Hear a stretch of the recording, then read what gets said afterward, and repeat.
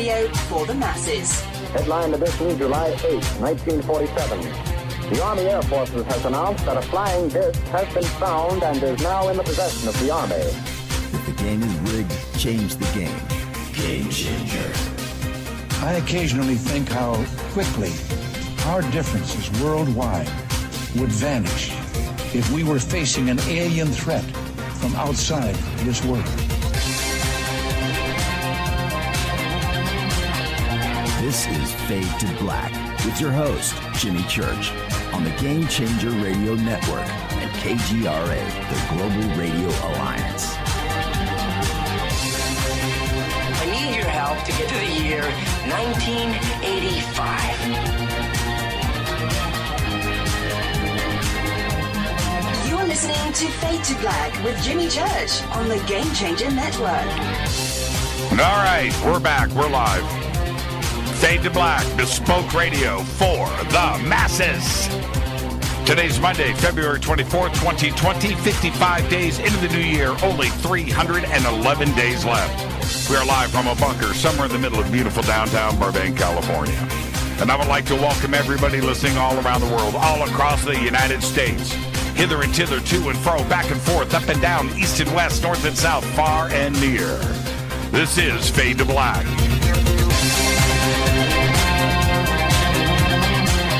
For KJCR, the Game Changer Network, and KGRA, the Planet, I'm your host, Jimmy Church. What is cracking, everybody? How you doing? Tonight, very special guest, Jason Quitt is here for our Quittspiracy special event. Tomorrow night, Deep Prasad joins the show for a full night of UFO conversation.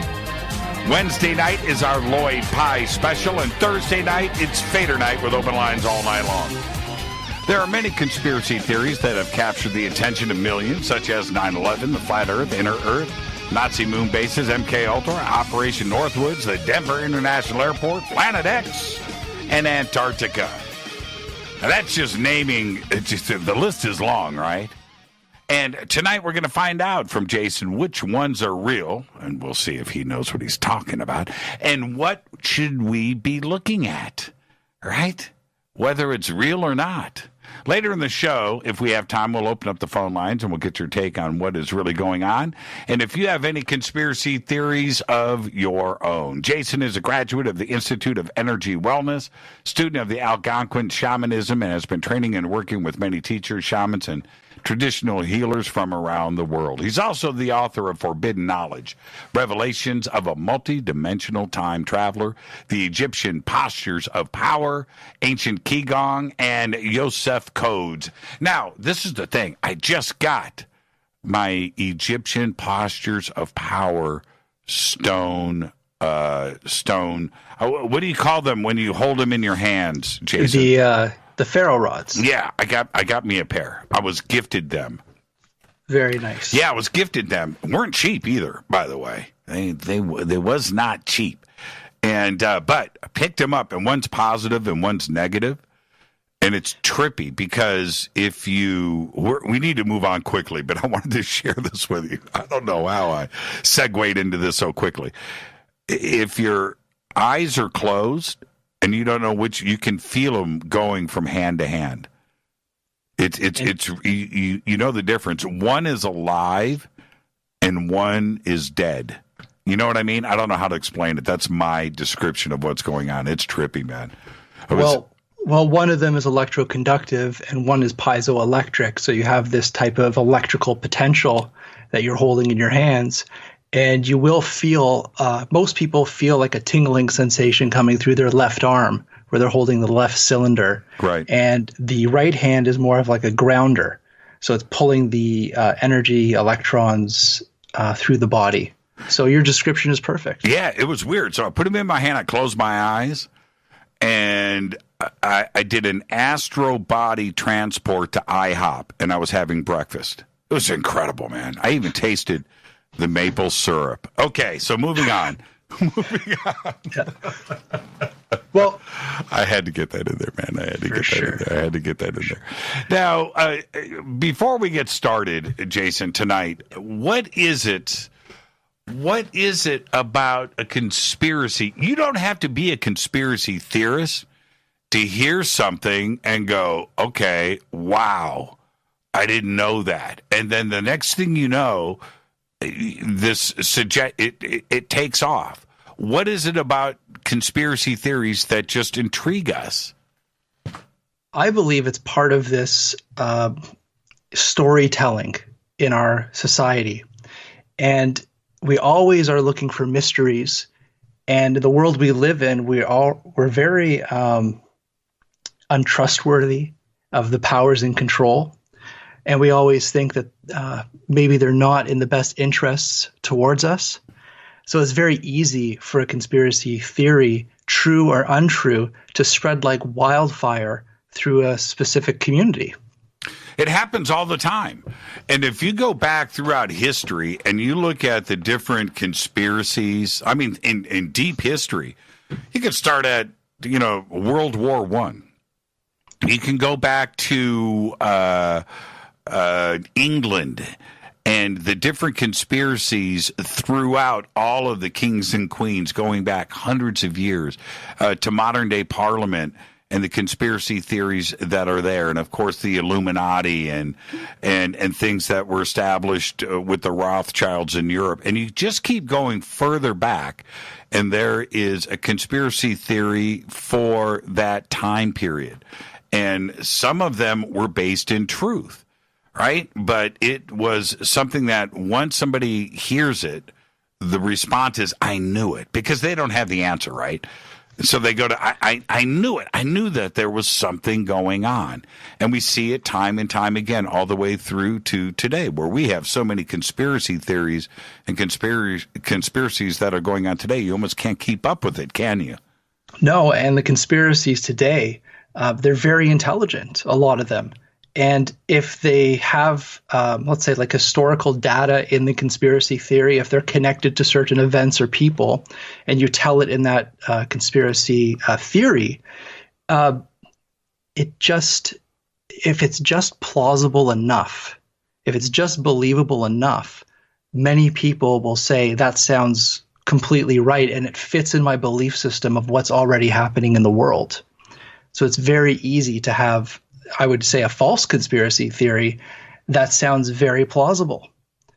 And I've seen a bunch of those.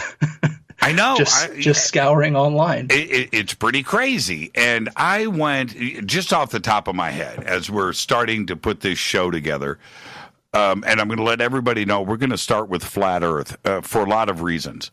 But as I'm putting my list together, you put your list together, and we kind of cross-checked those, and some were there. You had some that were not on my list, and vice versa. I put together a list pretty quickly of about 30, and just off the top of my head, had I jumped onto the internet and started looking at popular conspiracy theories, that list would have expanded.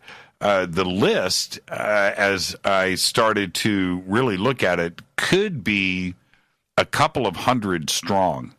And it's not that hard to get to that kind of number, because the amount of conspiracies out there are incredible. And some of them are real.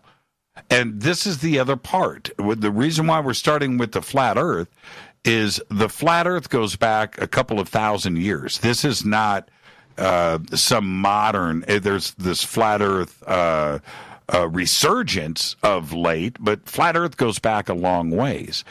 And when you go back in time and you look at some of these conspiracies, when some turn out to be true and somebody brings up a conspiracy theory, today they go, well, Operation Northwoods was real, and they haven't heard of it. They look up Operation Northwoods and find out that it was real and what it consisted of, and then you're forced to go back and look at 9/11 and go, there may be something here because this part is real.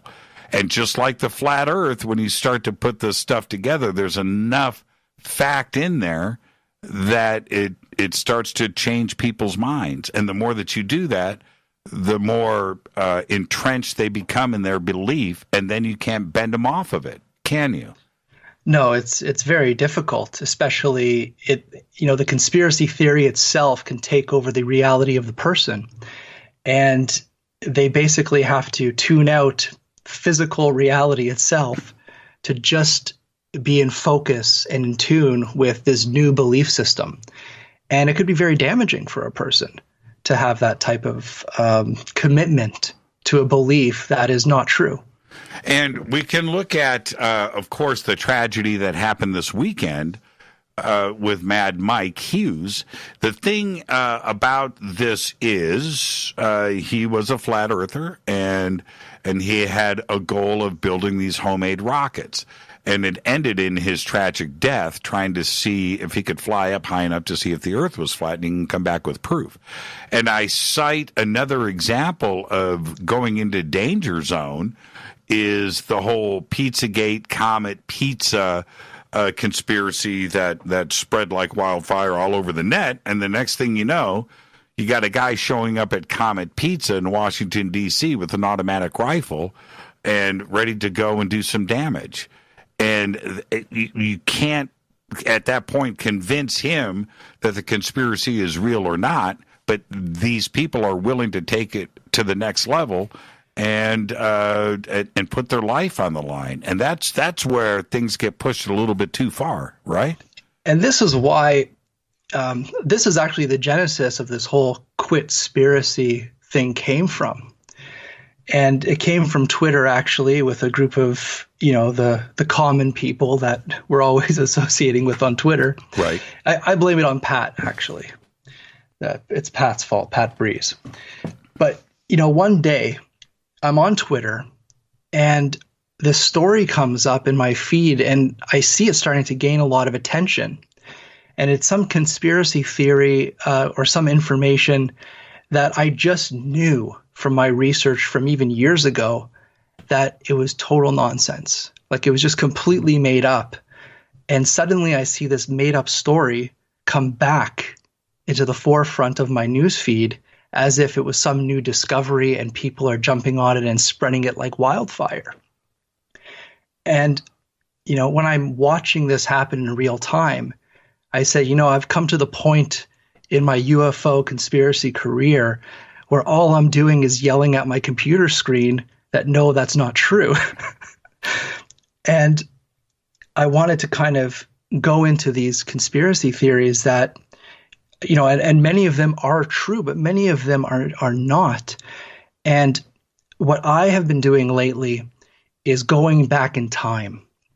And I think this is what you were talking about with the flat earth, is I like to look at a conspiracy theory now and just go back in time to try to find out where was the first time this was mentioned? Right. Who mentioned it? What books did it come from? And I'm trying to gain this kind of historical context to why people believe this certain conspiracy. And usually when I do that, it blows my mind, because not only it shows me that, the conspiracy theory is more story than historical fact, but that other conspiracies related to that original conspiracy is very popular right now.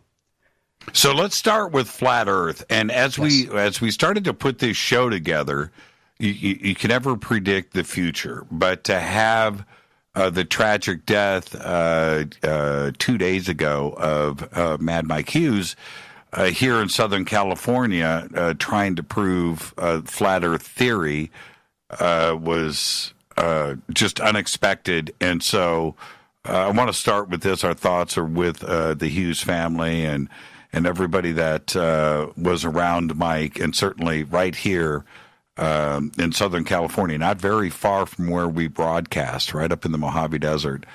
He launched a rocket, and I watched the video. I watched it twice. I watched it once by myself. I watched it once with Rita, and it was unbelievable to see that go down.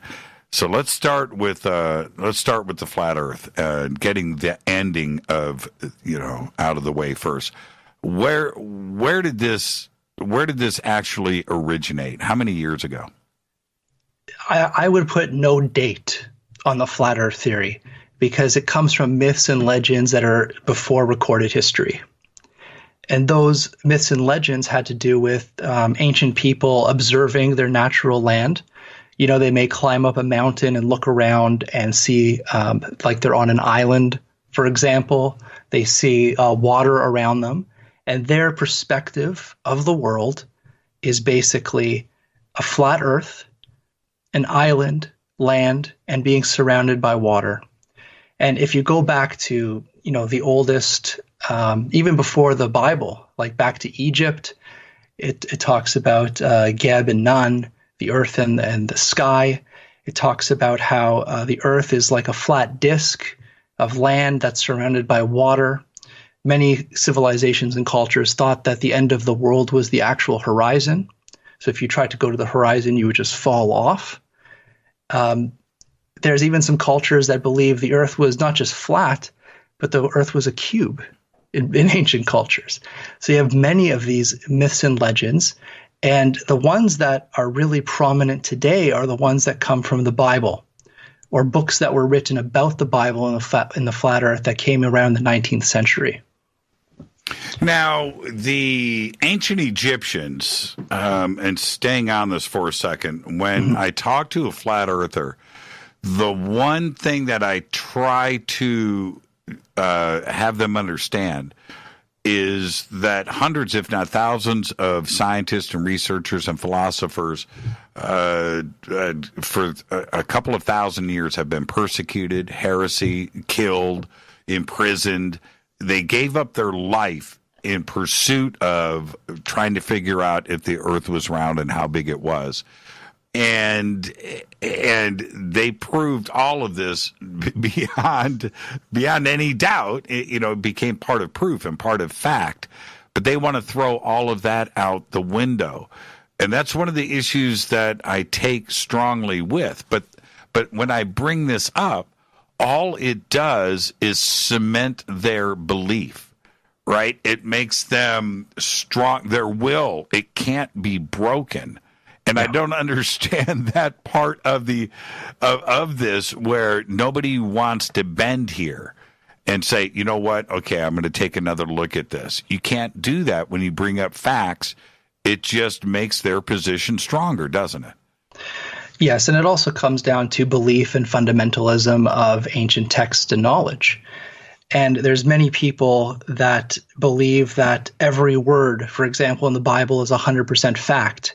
And anything outside of that goes to question the word of God is here in the world to test that person's faith.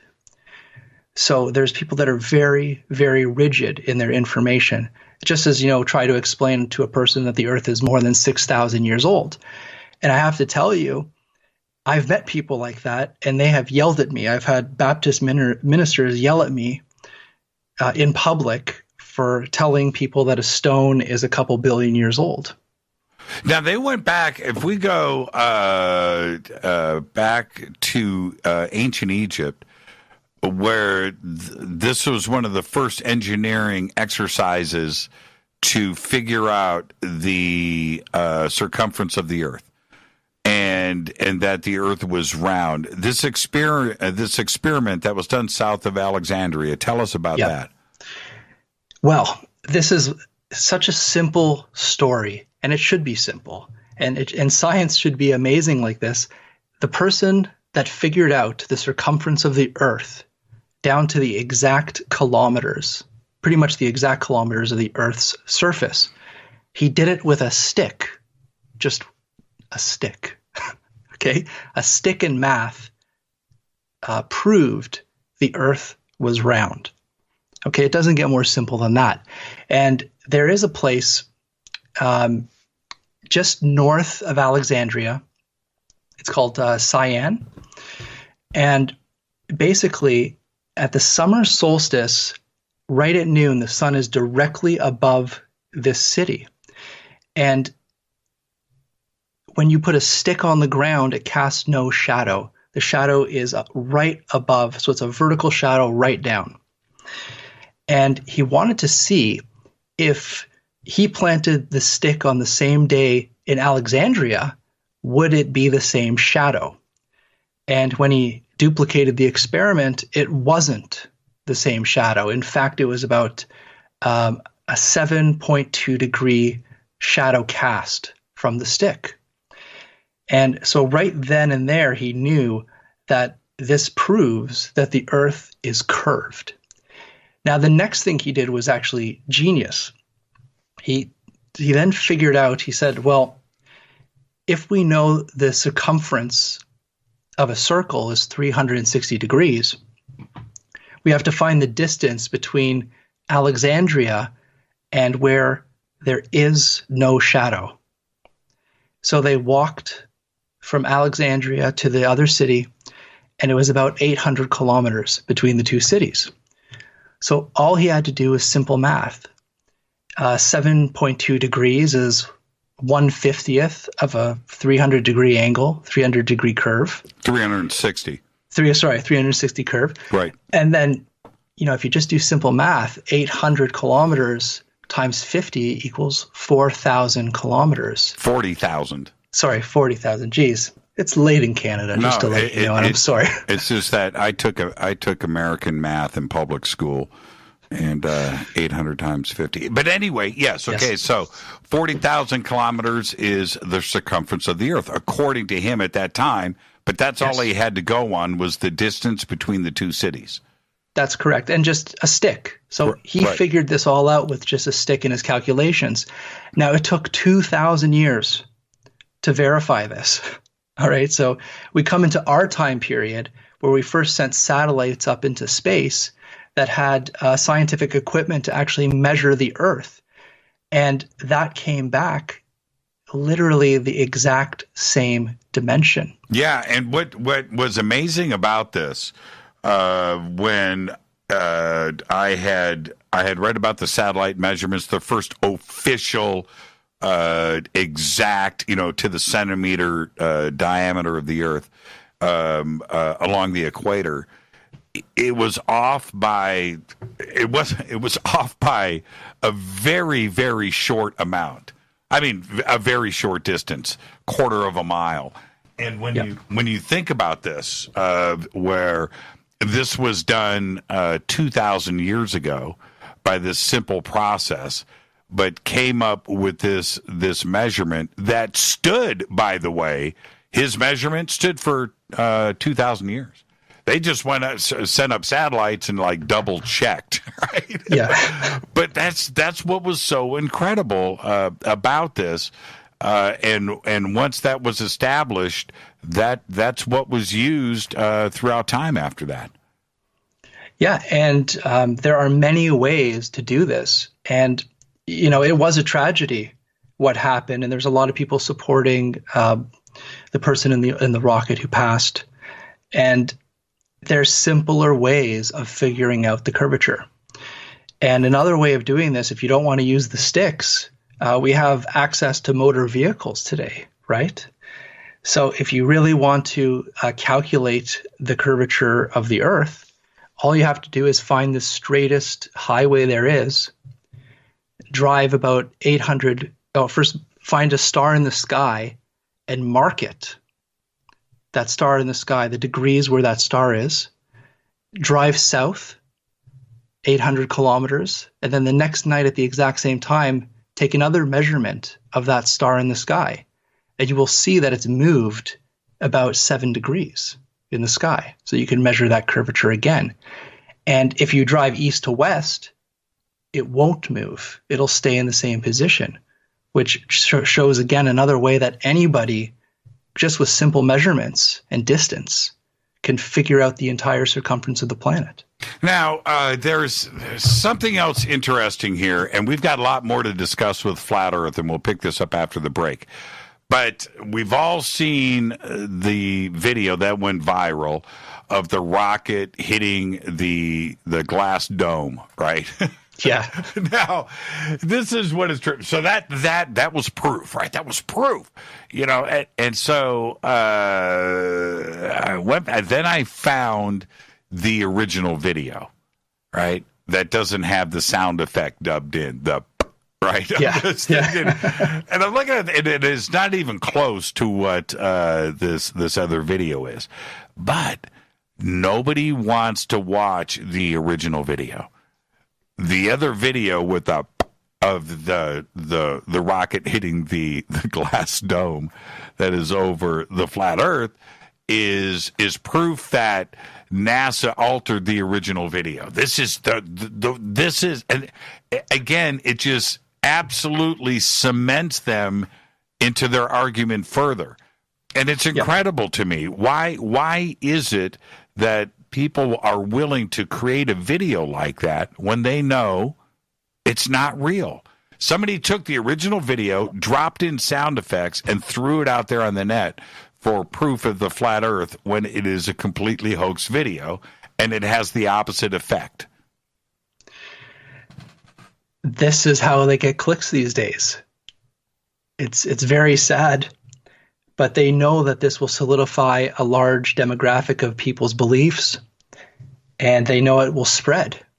They know the original video won't get any hits. Now, the other part, there's so much to discuss here about this.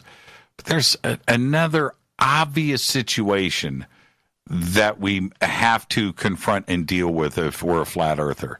That means that every pilot, every commercial pilot, every military pilot on the planet, every astronaut that's ever flown, every captain of every ship that has ever sailed on the oceans, every teacher, everybody on the planet, right? Everybody, police, the education system, everybody on the planet is part of the conspiracy then. Yeah. And no whistleblowers, right? Nobody's cracked and gone public with the fact that they know that the earth is flat and they're part of the conspiracy and they want to discuss this. Isn't that something that needs to be overcome if you're a flat earther? I think so. And it's very difficult because I have somebody that I know personally who is still to this day an absolute flat earther. And it's almost nothing that I can say to them. Even when you bring up the pilots and this and that, then they say, well, actually, there are pilots that have come forward to tell you the earth is flat. When? Right, exactly. I mean, when? Bring that pilot. Oh, geez. I would love to interview that guy. Let's take a break right here. We'll continue with Flat Earth when we come back after this short break. Tonight, our guest is Jason Quitt. It's our Quittspiracy special event. Stay with us, Jason. We'll be right back. You can follow Jason on Twitter at Jason_Quitt. Everything is up there on Twitter. This is Fade to Black. I'm your host, Jimmy Church, on the Game Changer Network and KGRA, The Planet. Stay with us.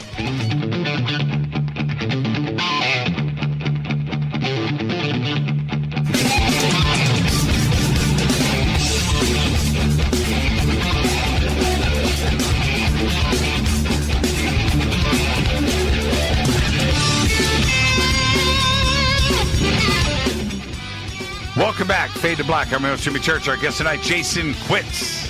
Our Quittspiracy special event. Tomorrow night, Deep Prasad's going to be here. Wednesday night, Lloyd Pie. Thursday night, Fader night. Open lines all night long. Tonight's our Quittspiracy special. We're discussing the flat earth. And, Jason, we have a rating system here that we're going to be running tonight. It's 1 through 4 pipes. Okay. Yes, I'm currently smoking the pipe right now. Okay, obviously. so 1 pipe, and we'll start with we'll start in a minute with flat Earth. Oh my God!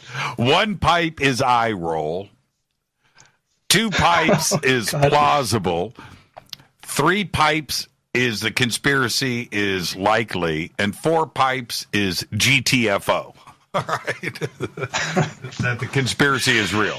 Okay, so it's 1 pipe eye roll, 2 pipes plausible, 3 pipes likely, 4 pipes is GTFO. All right, so we'll put up yes, first put it up on Twitter. Yeah, we'll get it out there. Rita's got it up here now. It's actually pretty funny.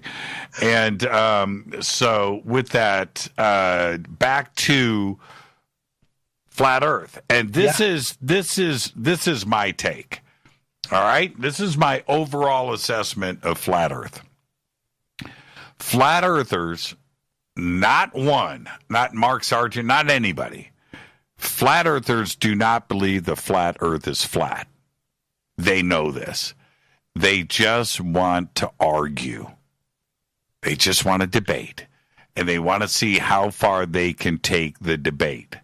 That's what I think about flat earthers. I honestly feel that in my bones. Do you have a take on that statement? Yeah, I would give that 2 pipes. You would give that 2 pipes. Our rating system is going up now. And here we go. I'm putting it up in Fade to Black in F2B so everybody can see the rating system. 1 pipe. So he gives that plausible. Absolutely. You give that 2 pipes. Okay. And I want people to kind of see that these conspiracies actually spawn other conspiracies that are connected to it. And we're going to get to that in just a second. Yeah, you're going with Antarctica. And before we jump to Antarctica, yes, one of the ideas laid forth with flat earthers is the United Nations emblem, their logo, with the flat earth there, and that the outer edge of that circle is a wall of ice, and that is Antarctica. So whenever you sail in any of those directions, you hit a wall of ice. That's taking things to a whole nother level of unbelievability to me, because obviously that's an impossibility, right? Wait, there's more. There's more. They also spawned off a belief that Australia doesn't exist. Mm-hmm. And I know that there's some listeners right now that are from Australia. So that's probably very humorous to them. Another really big one, and this also comes from the Bible, it's called the firmament. And it's like we live in this big fishbowl. And above us is not space, but space is like an ocean. It's water. So we cannot penetrate that dome. And then conspiracy theories jump off of that and they say, have you heard of Operation Fishbowl? Have you heard of that, Jimmy? No, I haven't. Tell me about Operation Fishbowl. Well, back in the Cold War, when they were doing nuclear tests, Russia was sending up very high altitude nuclear weapons to explode in the high ionosphere. And the U.S. and its allies as well were sending nuclear weapons to very high altitudes and igniting them. So this is a true operation. It's called Operation Fishbowl. Anybody could look it up. But a flat earther will say that the Operation Fishbowl was an attempt by all governments to breach the firmament and escape the planet. But if that happened, then we would let space in, right? Our glass dome protection would be gone. Now, there is another thing that we got to put forward here. We are the only planet that is flat, but Mars isn't, Venus isn't, Jupiter isn't, Saturn isn't, our moon isn't, the sun is. Everything is round except for Earth, and it was built by aliens apparently. Now, I laugh after each one of these because it just doesn't make any sense. And that underneath, so gravity is created from magnetics on the backside of our flat Earth, right? This is the other idea that's put forward, and that's how gravity works. Yeah, and that the firmament is actually a type of hologram or type of a projection, so that the stars, the planets, the sun and the moon is just almost like a Truman Show projection, and we're living in a completely artificial environment. Now, what about things that aren't magnetic? How does gravity work with that? Ask a flat earther. Yeah. It just doesn't make any sense. It's vacuum. And this is also,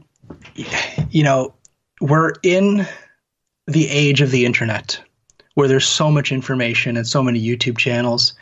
And if you really want to look these things up, it's very easy to figure out these things are true or not true. Now, this is the okay. All right.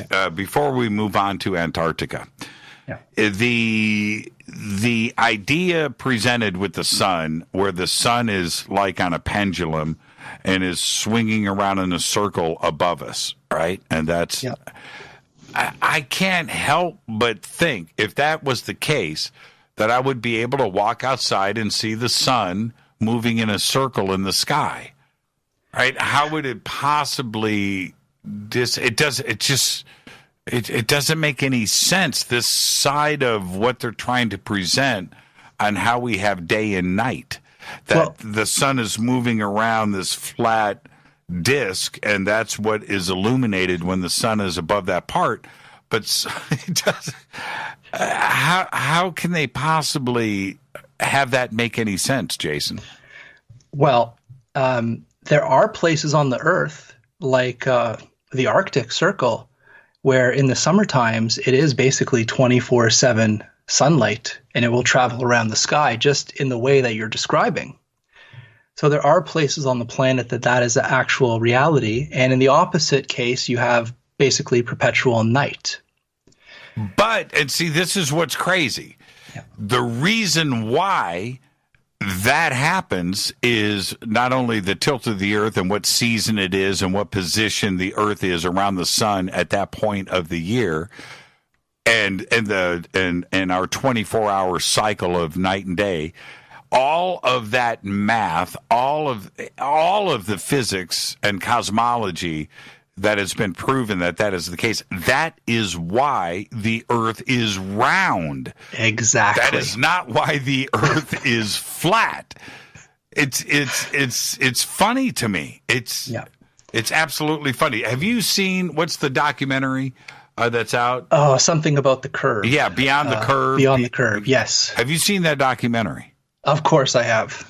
It was great. It was great, actually. It was great for so many reasons. So let's talk about Antarctica now, because this is part of this is a continuation of the flat Earth. Antarctica is something that has been part of conspiracy theories all the way back to when it was discovered, and actually beyond that, if you go back to the Perry-Reese map and some of the ancient maps throughout history where Antarctica was always there before it was discovered by the Russians in like 1817 or 1819, something like that. Yes, and I don't know if I would call the mapping of Antarctica a conspiracy. I think it's an absolute oddity, for one, but it just shows that it was mapped by some type of civilization or ships way before it. It was explored. So we have to come to the possibility that, there are people out there that have explored these areas before we would consider modern age. Okay, let's start offending people right now. Let's go with conspiracy number one. Okay, so, and this is very prevalent in almost the entire UFO narrative. And so, yes, I may offend people with this. And this number one conspiracy is the Nazis have a secret Antarctica base called New Schwabenland. And that after World War II, the Nazis escaped to this base in Antarctica, and they're there right now. And to add to this, they also say that they have UFO technology, the Nazis in these bases, and they work side by side in a joint base with negative ETs. And in our conspiracy world, we talk about those negative ETs as reptilian. So right off the bat, just listening to those words I just said, Nazis have a base in Antarctica. They have UFOs, high technology, and they work with aliens. And when we start to pick this apart, and I have interviewed dozens and dozens of researchers on this very story. And this is the thing, even going back to like Copernicus and Galileo, all the way up to Edwin Hubble, where there was a pretty solid argument all the way up to 1924 and to 1930 that there was no universe. The universe was our Milky Way, and there was evidence on both sides, but there were very solid scientists that still believed that there was just a wall of stars out there, and that's it, and that's where it ended. And it's very hard to convince others. And now going to Antarctica with this is that there are certain facts that are historical record that start to support this theory. And there's no question about the Nazis flew over Antarctica dropping Nazi flags out of airplanes all over Antarctica to claim that section of Antarctica as New Swabiland. And that this is part of the historical record, isn't it? Yeah, it's absolutely fact. It's 4 pipes, 100%. That's what they did. 4 pipes, GTFO. Yeah, absolutely. And did the Nazis ever establish a base down there? No, they really didn't. And this is where the historical facts start to take another story. There was a base that came, but it was in the 1980s. And they were, okay, so Germany, the Nazis, they did go down to the Antarctica in 1939. All right? Okay. They went there, they did their thing. But the reason they went there is because they were the second largest purchaser of Norwegian whale oil. Okay, it was whale oil back then was a very, very important commodity to Germany and all over the world, and they imported 200,000 metric tons every single year. 200,000 metric tons of whale oil from a Norwegian station where New Swabiland was claimed. It was originally claimed by the Norwegians who had a facility there, and they were processing the whale oil there, and they would exchange it with people from around the world. But the second largest importer was the Germans and the Nazis. So the Germans wanted the supply of whale oil for themselves, and they were going to claim this section of Antarctica as their own and take it from the Norwegians, right? Am I understanding this correctly? Yes, that's what happened. So in 1938, it was sent out a secret expedition, and that's what you were talking about, where they went down with a ship, where they went down with planes, and they would basically fly over Antarctica in the New Swabiland area, dropping flags and basically mapping it. And these pictures are available. There are museums that have thousands of these pictures of them flying over the Antarctic, dropping these flags. And they basically claimed it as their territory. And this was the start of World War II. And the Germans and the Nazis knew that they were going into war. So they decided that, you know what, this is a really good place to put a German naval base right on that shore of where the Norwegians were processing the whale oil. But it never got built. It never got built. They were there for literally less than 3 months before returning to Germany. So did after World War II, what happened with the claims of New Swabiland? Well, obviously the Norwegians disputed the land claims, and they were fighting it with others. Also France and the UK and a lot of other countries were fighting these land claims from Germany. And in 1945, at the end of the war, all German claims of that regions were just completely abandoned. Now, what about, so what do we do? And we got to move on to other parts of Antarctica and some of the things down there. But what do we do about the claims that Adolf Hitler jumped in a submarine and went down to Antarctica in his base down there, and he survived the war? That is one of actually the best stories from World War II. And this story is basically that Adolf Hitler and the top Nazis jumped into a secret submarine, and they fled just at the end of the war, and they went to Argentina. And then once they were in Argentina, then they took the ship to Antarctica to go to New Schwabenland, the base that was established, which wasn't established.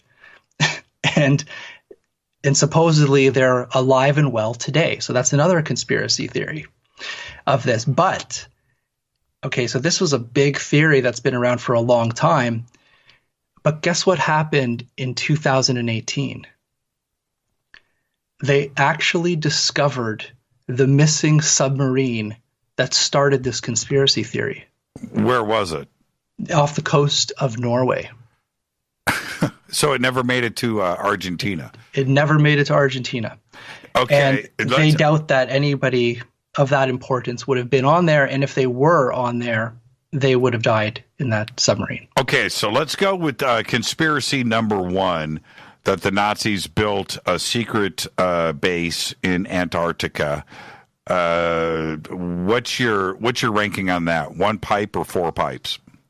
Unfortunately, I'm going to have to give this story 1 pipe. 1 pipe. I want to see what the Fadernauts out there think of the New Schwabenland secret submarine base that was built in coordination with the nasty reptilian ET race, and built it into the ice that went underneath Antarctica and is still occupied today by the Fourth Reich.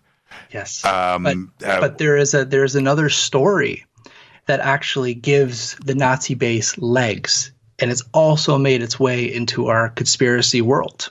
And is this Admiral Byrd? This is Admiral Byrd. Okay, so Admiral Byrd, which is Operation High Jump, I'm going to call this conspiracy number 2 with Antarctica. And there's a reason for that, because the Admiral Byrd expedition actually happened. Yes. That part was real. Operation High Jump was real. It's what came after that, and I'm not sure where the origination is on so many of these different conspiracy theories about Operation High Jump. All of it's compelling. All of it is interesting, and it does give credence to conspiracy number 1. What was Operation High Jump? Let's start there. And first, I'll just say 4 pipes right out of the gate. It was an absolutely true story. In Operation High Jump, August 26, 1946, basically a group of ships, aircraft carriers, went down to an expedition led by Admiral Byrd to Antarctica. And it was a post-World War II journey. And the public mission that's on paper was to establish an Antarctica research base called Little America 4. Little America 4.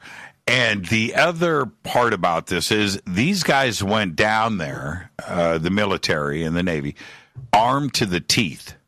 Yes. They were armed.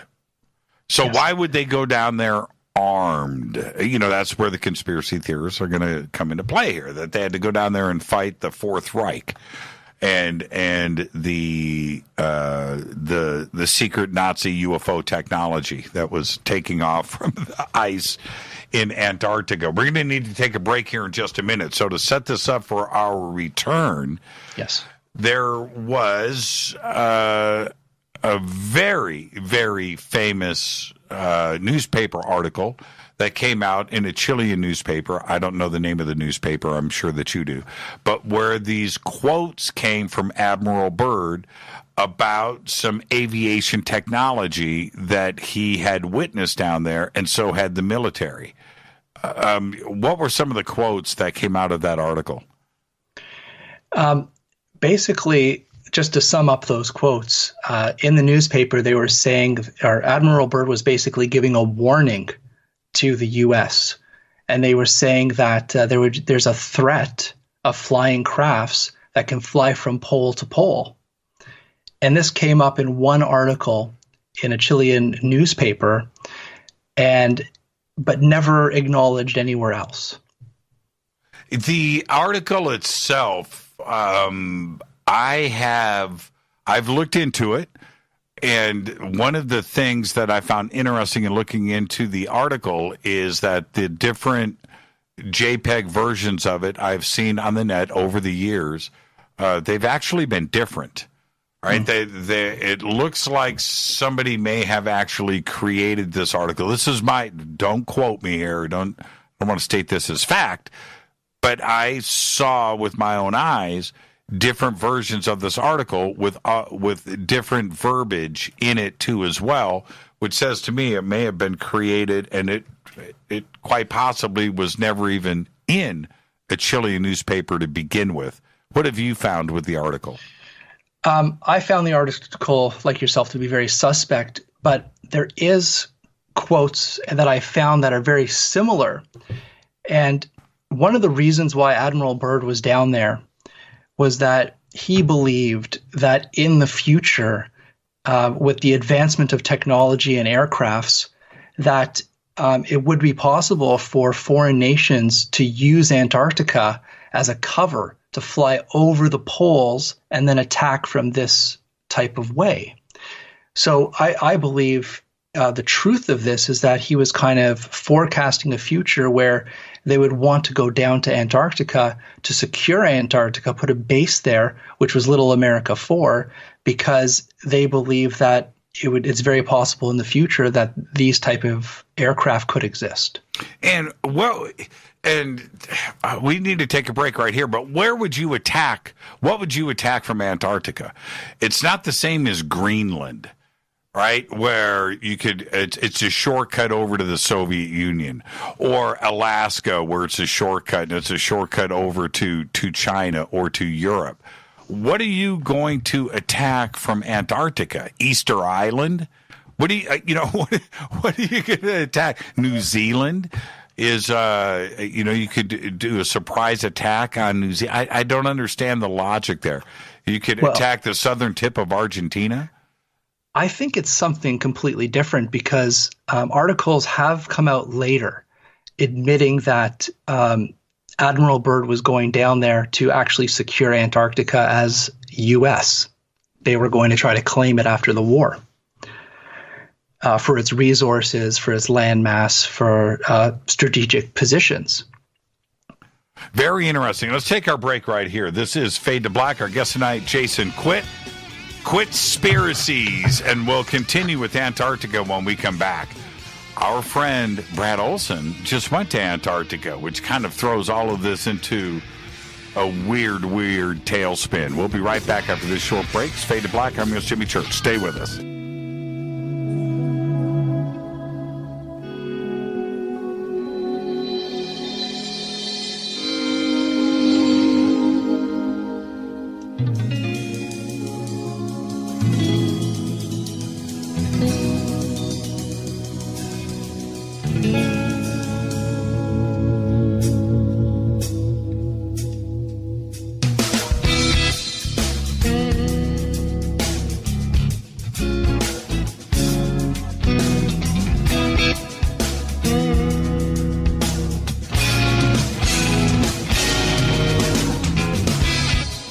Welcome back. Fade to Black. I'm your host, Jimmy Church. Our guest tonight, Jason Quitt, our Quittspiracy special.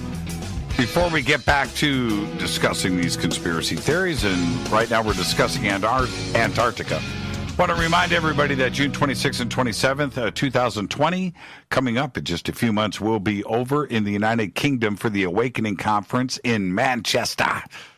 Eric Von Daniken, Richard Dolan, Nick Pope, Grant Cameron, Billy Carson, Paula Harris, 12 other speakers, and it is going to be great. Got all of the information that you need over at awakeningufo.com. Now, Jason, this is where I start to conflict with Antarctica, in that I don't need Nazi bases. I don't consider any of this Fourth Reich reptilian conspiracy stuff. when I ponder about Antarctica and what could be down there. It could be Atlantis. There could be Antarctica could have moved into that position with plate shifting. There could be that.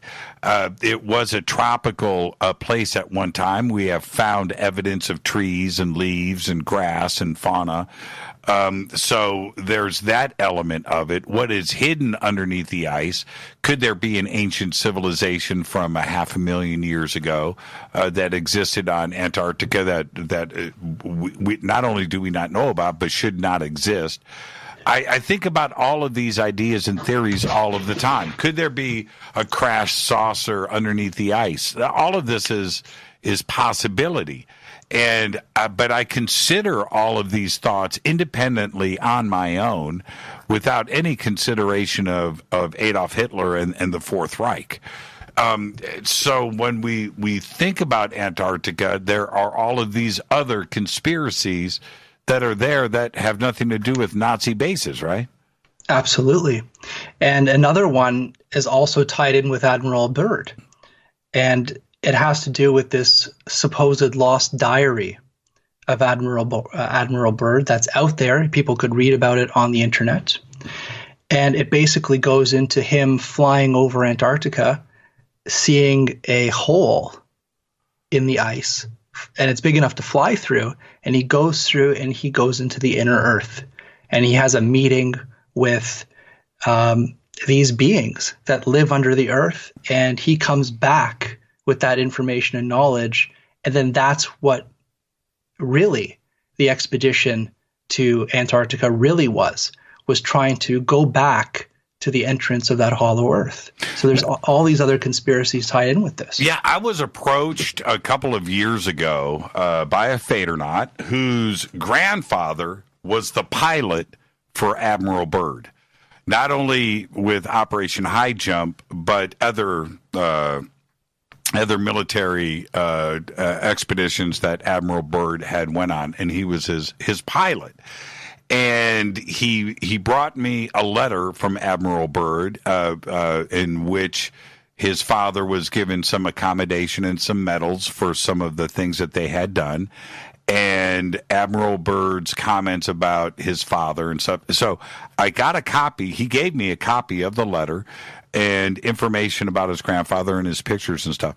But all of the diary, all of his grandfather's effects taken.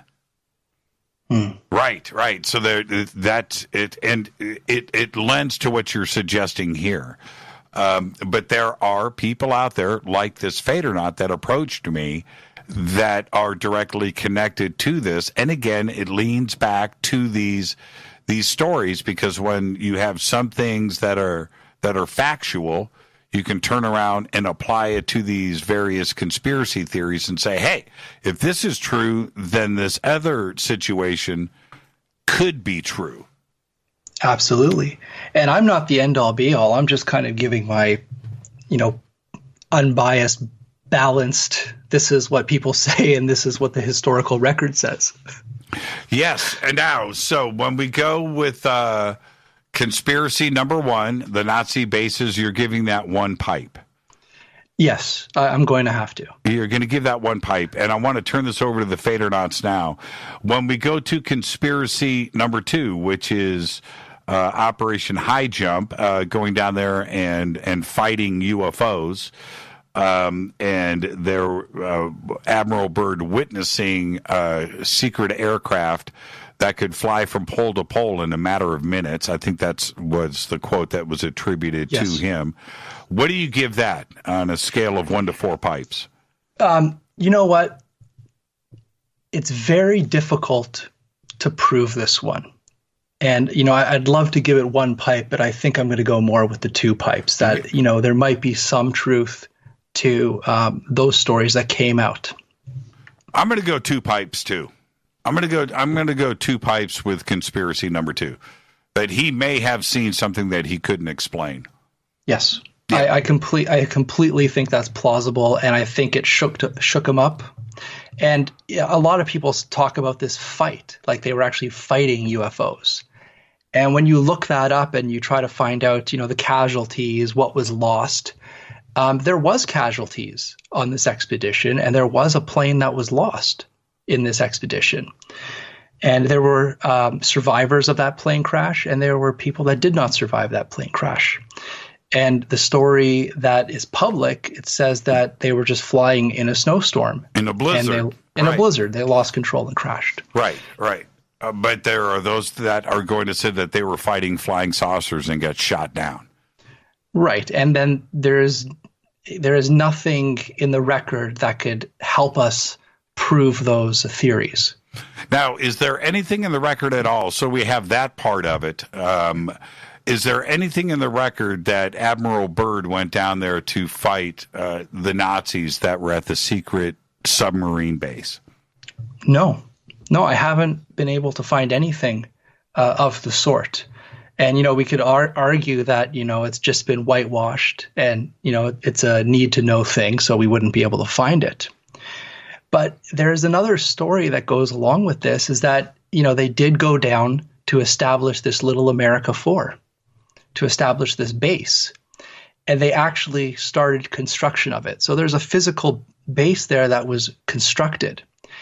But they started in January to build this. And by the time February came around, it was too harsh a winter.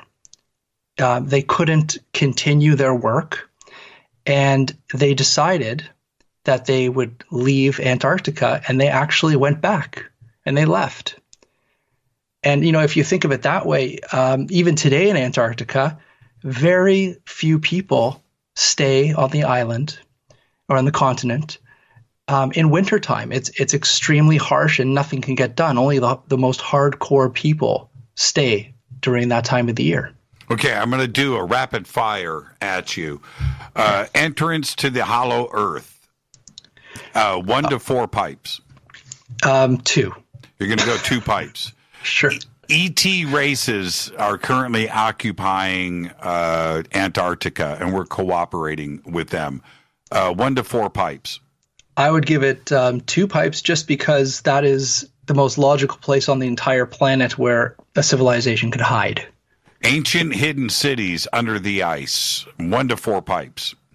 Actually, I would go 3. Yeah, I would go 3. I would go 3 to, well, until they find one, you can't go to 4. So it's not an official GTFO. So I'm going to go 3 pipes there too as well.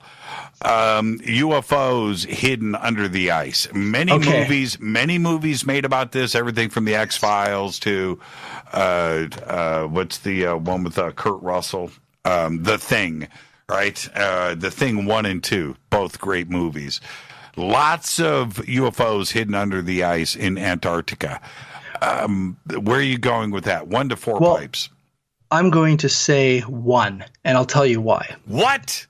I'll tell you why. I'm going to tell you why. Man, there has been photographs. I'm ending this show. I'm ending this show right now. There's photographs around the internet that's been placed everywhere in PowerPoint presentations, movies, blogs that show an opening in the ice and a UFO sticking out of it. Right. And they say these are real coordinates. This is a real photograph of a whistleblower. But that photograph actually came from a movie. And that movie was called The Orion Conspiracy. Yes. And it was made by a French filmmaker. Yes. And I've seen all of those images. And then I have seen a couple of other images in Google Earth that you can go and look at that are pretty dang convincing. One of them is it looks like a hatch and a doorway. It is a hatch and a doorway, and you can go to Google Earth and look at it.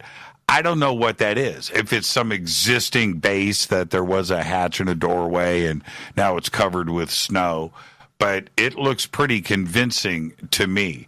Is it a UFO under the ice? I don't know. Is it something ancient? I don't know.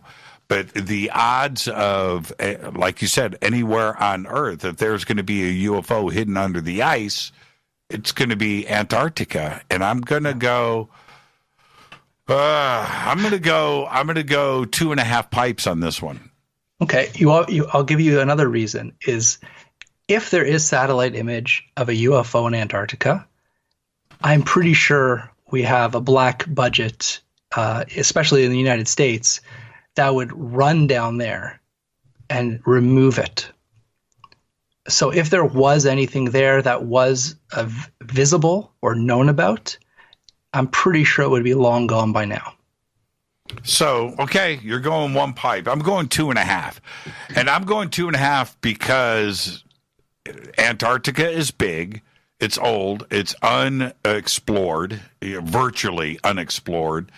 We didn't know what's going on down there. And the fact that you can't fly over Antarctica and the military restrictions that are there, it seems like they are hiding something. What they're hiding, I don't know. But I think that there is a UFO. There is a flying saucer hidden under the ice in Antarctica, but we haven't seen it yet. We haven't found it officially. And I'll just say, Antarctica conspiracy itself, there is definitely something that is hidden in Antarctica. Now, one of our mutual friends, great friend of this show, Brad Olson, just went down to Antarctica and went to a few of the base camps down there, did it via sailboat. I think that's totally crazy, but he did it. And which proves that there is no wall of ice down there, going back to the flat earth side of things.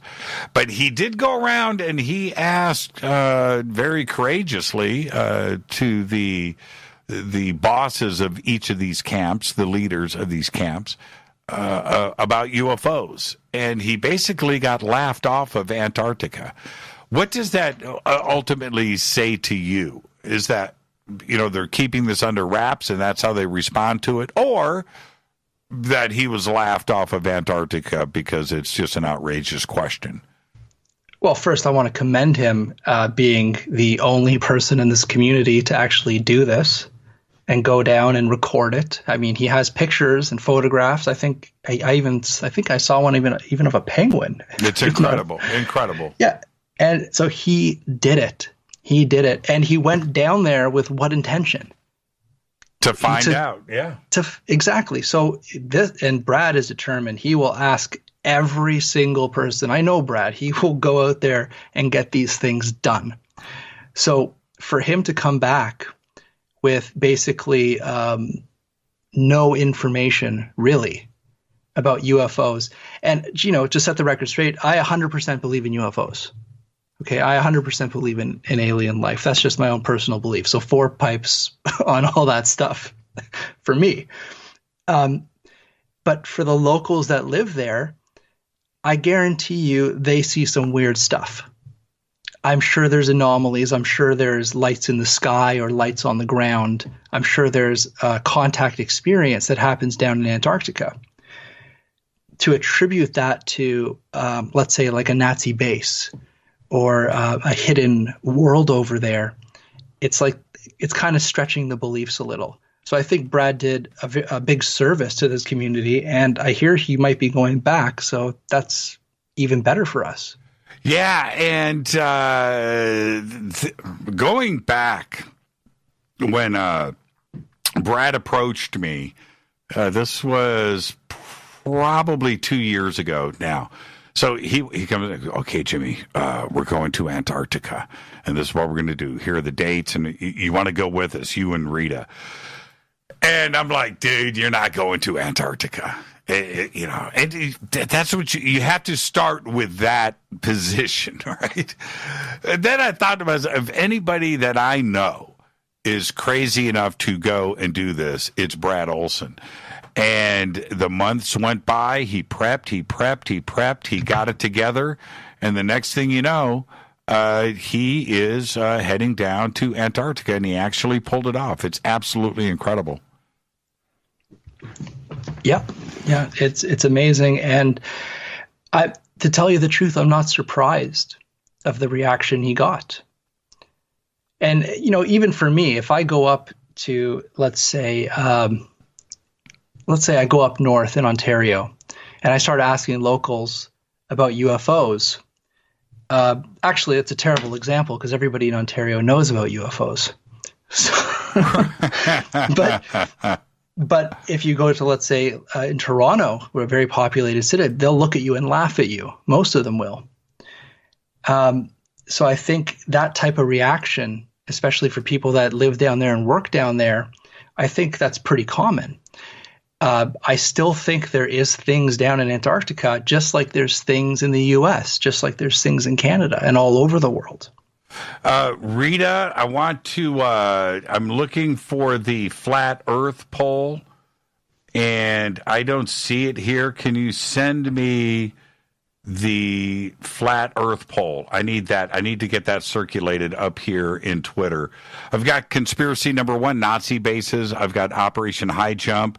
So go over to hashtag F2B, everybody, into the sandbox, and put your vote in on these polls. And when we get to the end of the show, I'll announce the results. But we got to get the flat earth poll up, Rita, if you could get that, and I'll get that circulated out into Twitter and see where we're at. Okay, so one last part about this before we move on is and I've seen some pretty incredible images, and there has been a lot of chatter lately, especially over the last 3, 4, 5 years, about this vast underground complex of volcanic ice tubes, caverns, livable cities, because of the insulation that it is created in these ice caves. That the walls may be ice, but it's like room temperature on the inside, and all of the oxygen and fresh water that you need, and all of this exists underneath the ice. What do you make of that? And that's where this entrance of the inner Earth sits. You know what? The volcanic activity in Antarctica does do that. And there will be large areas like domes underneath the ice where there can be life forms. It is highly possible that if there was animals, plant life there before, it may still be there. So you can maybe even find a hidden bubble of some type of hidden, I don't want to say city, but some type of environment that's conducive to life. I watched a video, Jason, 3 months ago, maybe 4 months ago, of a group of Russians down in Antarctica that found one of these vents, if you want to call it that. And they go in, shoot this video, and they go under the ice. This tube continued. They entered into giant rooms. An absolute incredible video to witness this. And it was huge. It had to have been miles of tunnels. But I didn't see any evidence of human occupation down there. I was looking for that. The video was unedited, showing some pretty incredible geologic features that were there in the ice, but no evidence of any cities. And I don't think they were trying to hide anything down there. Yeah, and when you really think of it, Antarctica is basically the size, if not larger, than the entire USA. Now, so that's huge. Now, when you do an astral projection of your body, yes, is it possible to go down to Antarctica and check things out in the second person to see what is really going on? I've never been able to go to Antarctica to see those things. And if I ever get pulled there, you'll be the first person I call. Yeah, I need to know. All right. So now let me see if this poll is up. I'm going to get this up during the break. Rita, if you could, I don't see it here. I need the Earth is flat. Okay, Rita, that's on another computer. I need it from you. Okay, hold on. I hate to do this. Okay, when we come back after the break, we're going to jump to Nazi moon bases. And what I find interesting here is all of this is kind of connected, isn't it? Yeah, it seems like all these stories are actually just one story carried forward. Here we go. Rita, I found it. The earth is flat. Let me get this up there, too, as well. I want everybody, all of you Fadernauts, to go in and hit these polls.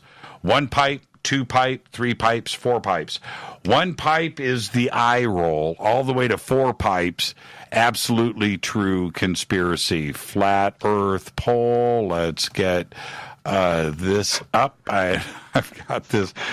Oh, man. Here we go. Okay, so I got that up.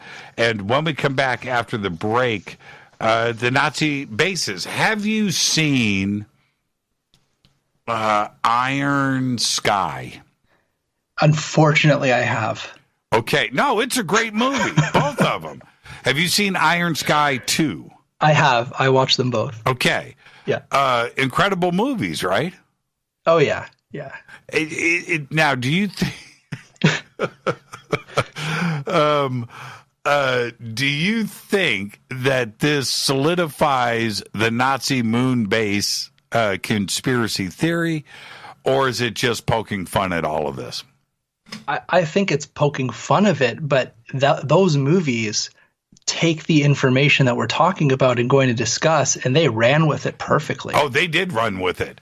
And these are both movies, Iron Sky 1 and Iron Sky 2, I believe were like crowd-funded independent movies. The graphics, incredible. What they were able to do with the funding in the movie, incredible. The music, incredible. The script is incredible. But they went down bullet point for bullet point in all of the conspiracy theories going back decades and put everything into this movie, didn't they? Yeah, and for that, it's perfect. I tell everybody to watch those movies. Iron Sky 2, which I enjoyed Iron Sky 1 so much. I put it out there on social media. I told everybody, you got to go and check out this movie. Iron Sky 2, I didn't think there was any way it would be able to touch Iron Sky 1. Iron Sky 2 was so bleeping funny and so well done. Everybody's in the movie. They got Steve Jobs in the movie. Yeah. Everybody, and they didn't stop at anything in putting these theories forward, and I really enjoyed it. I absolutely. But this is the thing, and this is why I'm bringing it up. I watched this Iron Sky 1 and 2, and I thought to myself, okay. There are people out there that have been pushing these theories forward, and they are now going to say, this movie was made for us. This movie, it may be making fun of this, but it's putting all of the evidence out there. And it happened, didn't it, Jason? Yes. Yes. And there's many people that wait for movies to come out and say, they're putting disclosure in the movies. They're getting this information out the best way they can, which is through Hollywood. Now, wouldn't there be an ability to get out a telescope and look at the moon and see the evidence of a Nazi base on the moon? Well, we actually do have satellites that go around the moon. And it's very detailed satellites. And, this kind of goes back to, part of the flat Earth conspiracy is you can't even go up into space. But they also say that NASA hires people to create fake digital images. Of course. And that's what I'm saying. So you and I in our backyard with a high-powered telescope, we can check out the moon at pretty high resolution just from our backyard, right? I mean, wouldn't we be able to, you don't need the polluted NASA-edited evidence of their mapping of the moon. We don't need that. We can actually check out the moon for ourselves, right? We can. There is high-powered telescopes that can get right up into the moon's surface, and you would be able to see if there was a vast city there or roads. It would be very visible. But then they say, well, it's not on that side of the moon. It's on the dark side of the moon. And hold on, Kat. What do you got? Who are you calling cuckoo? That's what I want to know. Let's take our break right here. When we come back, Nazi moon bases right here on Fade to Black. It's Jason Quitt and our Quittspiracy special event. I'm your host, Jimmy Church. This is Fade to Black on the Game Changer Network and KGRA, The Planet. Stay with us. We'll be right back.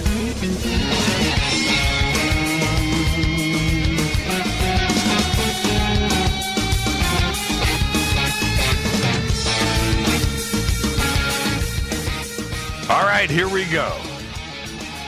Nazi moon bases with Jason Quitt. Now, if you've ever missed a live show like this one, it's very easy. Just go and get our podcast. It is just $2 per month. Go to jimmychurchradio.com. Click on that podcast banner. Get it. All the apps that you need, it's right there. We update it every single night after the live show, so you'll have it waiting for you in the morning. You'll have it after the show tonight if you just go and get our podcast. It is just $2 per month. Now, this is before we move on to Nazi moon bases, Jason. It seems that if you are a conspiracy theorist, those conspiracy theorists out there are either all in or not. And if you bend a little bit on one conspiracy theory, then you're officially not in the club, and you get trolled, right? And why is that you have to believe in every single conspiracy theory in the world, or you're not a conspiracy theorist? You have to be all in. Why is it that way? I don't know. There's extremists everywhere. And I just want to, put out the record. I am a conspiracy theorist. I love conspiracies, and there are conspiracies. That's right. There are conspiracies. And when it comes to Nazi bases on the moon, that's one consideration. That's one conspiracy theory. That doesn't change the fact that I believe that aliens have been on the moon. And E.T. may have a base on that moon right now. Just like when we're checking out Jupiter and its moons, we want to go to, you know what I mean? We want to go to Europa first. We think that there is life, and that's what we do. E.T., if they know about planet Earth, they know about our moon, and our moon is big and it's beautiful. It's a planet. It just happens to be a planet that's in orbit around our Earth. And of course you would have a base there. And I would definitely be open to an alien base or an alien presence on our moon that continues to this day. But that has nothing to do with Nazis, in my opinion. So let's go to, where did this whole Nazi moon base thing originate? Well, almost immediately after World War II, all these stories started to come out, just like the submarine story, where they actually survived. Adolf Hitler survived, and they moved to Antarctica, or they moved to the U.S. with Operation Paperclip. And so there was this whole idea that in reality, the Nazis won World War II, and that's also another conspiracy in itself. So they have all these kind of stories. And one of the first books that came out was right after the war. It was a German book called Rocket Ship Galileo. And this is in 1947. And the book is about three teenagers who travel to the moon, and they discover a secret Nazi base there. So this is, I think, the first book that came out with that kind of theme about that. And then Philip K. Dick, which everybody knows, famous writer. In 1962, he wrote the book The Man in the High Castle, which basically the whole framing of that book is that the Nazis won the war, and because of that, they colonized the moon, Venus, and Mars. Great book, great story, parallel worlds, possibilities, alternate, universe type of situation, which Philip K. Dick was amazing when he wrote these things. And The Man in the High Castle is one of the great stories in modern fiction literature. There's no question about that. And it certainly would incite imagination. And you're absolutely right. If you go back to the 1950s, all of the UFO researchers in the United States and around the world, all of them were researching Nazi UFOs and UFO technology. This was part of the culture that continues to this day about Nazi flying saucers and the possibility of them doing this research during the war, which appears to be, fairly accurate. Yeah, it's definitely plausible that they had research into this, and we can actually see this through Project Paperclip, where they started the space program, NASA. All of this was started by those top-ranking Nazis that were taken over from World War II. Now, how did the reptilians get tied into this? Was it the same as Antarctica? It's the same storyline with Antarctica, and originally it goes to the story of the Vril, and basically secret societies in Germany, and that supposedly they received this technology through downloads from the Vril Society from I can't say this word. Albert, I'm not going to say it on radio and screw it up so much. But they received information from an ET race, which were schematics on how to build these devices, these machines. Some would say UFOs or time machines like the Bell. They were given this information and given to the Nazi Party, and then they started to research this. So they had this connection already to ETs. And when we started to talk about reptilians, and I think this is going back to David Icke in the early 90s. I think this is when the whole reptilian mythology, if I'll call it that, the negative ETs, kind of infiltrated the story of the Vril and the Nazis, that it was the reptilians that gave the Nazis this technology, and they sided with the negative ETs, and therefore they helped them with the base in Antarctica. And then in World War II, when they after World War II, when they created the secret space program, they created bases on the moon for these Nazis. Now, and this is where part of this conspiracy theory is based in the historical record, that the Vril Society, this group of women, were studiers of the paranormal and the supernatural. Back then, there was a lot of seances going on and channeling of different entities and beings. The Vril Society, whether these women actually channeled actual ETs, that's up for debate. But they were channeling in these seances and these sessions that they were doing. That is part of the historical record.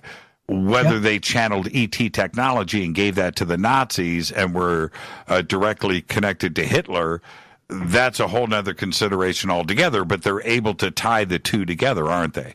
Which also created the Vril flying saucer. And this is something that has been out there for a number of years. Exactly. So there are truth to these elements. 100% Hitler and Himmler were very, very much into the secret occult. They were very much fans or connected to Vril, the Vril Society, and other societies as well, not just the Vril. And if there was information coming through, it would have been the elites in the Nazi Party that would receive that information and do whatever with that information. So it's 100% accurate, 4 pipes that was going on at that time, I believe. So 4 pipes on the Vril. Yeah. You'll go 4 pipes? I'll go 4 pipes. I'll go 4 pipes on the Vril, too. I'm going to go 3.5. I'm going to go 3.5. I'm going to go highly likely. I haven't seen the direct connection back to the SS or any of the secret space program stuff that they were, going back to the V2 or anything else that was happening. I don't know if there's a direct connection there. But if we're going to stay just on Vril, was Vril real? I'm going to say 4 pipes if you take out the UFO element. Yeah. I'm going to go 4 pipes there. Because staying 4 pipes with Vril and flying saucer technology, I got to back off on that. I've got to back off. I got to go 3 pipes. I got to go 3. I can't go 4 pipes. I'll change my. I agree with you. No, you can go 4 pipes. Don't let me. Okay, so now, Nazi bases on the moon. 1 pipe, yes. 4 pipes. Where are we going with that? Oh, well, if we're saying, if I say bases on the moon, I think it's actually 3 pipes. Nazi bases on the moon. But if it's Nazi bases on the moon, I'm going to say 1 pipe. Oh, okay. Yes. Yeah. ET bases on the moon, 3 pipes. Solid, yes. 3 pipes. Solid possibility. Nazi bases on the moon, 1 pipe. Okay, so let's go with, let me take it to, well, I should have done this in reverse. Nazi bases on the moon staffed by reptilians. It should have been the first poll. Yes, but that, for me, that would have been a positive 1 pipe. A positive 1 pipe. And then Nazi bases on the moon, 1 pipe. Vril, you're going 3 pipes. I'm going 3 pipes with the Vril as well. And as this starts to kick up, we've got the how do I say this? The moon is a spaceship, right? That the moon and all of this is, stems off of these conspiracy theories. Is the moon artificial? Is it is it the Death Star? 1 pipe or 4 pipes? I'm going to go with 2 on this one. As a possibility. Yes, because the moon does have anomalies to it. And those anomalies it seems like the moon is in the most perfect place for us to survive. If it was off by a little, everything on the Earth would change. The weather systems would change. The food cycles would change. We would change, and probably not for the better.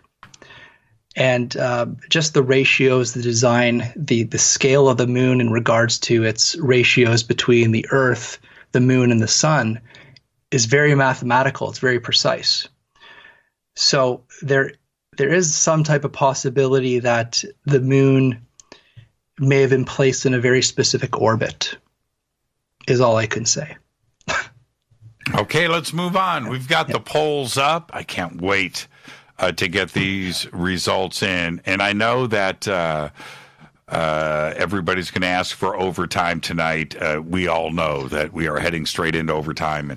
And hopefully by the end of the show, I need everybody to go and participate in these polls so we can get some action at the end of the night. I didn't create the polls, so I don't have access to where we are right now. I can't give you an update, but we will get to all of that. Now let's... Well, I want to ask you a question, because this is a big topic. I've even seen this come up from celebrities on Twitter asking people, "Do you believe that the moon landing was faked?"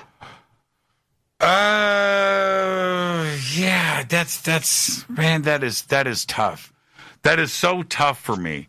And I don't know. I think the answer is I don't know. There's actually 2. There's 2 reasons where I start to get a little bit confused on this.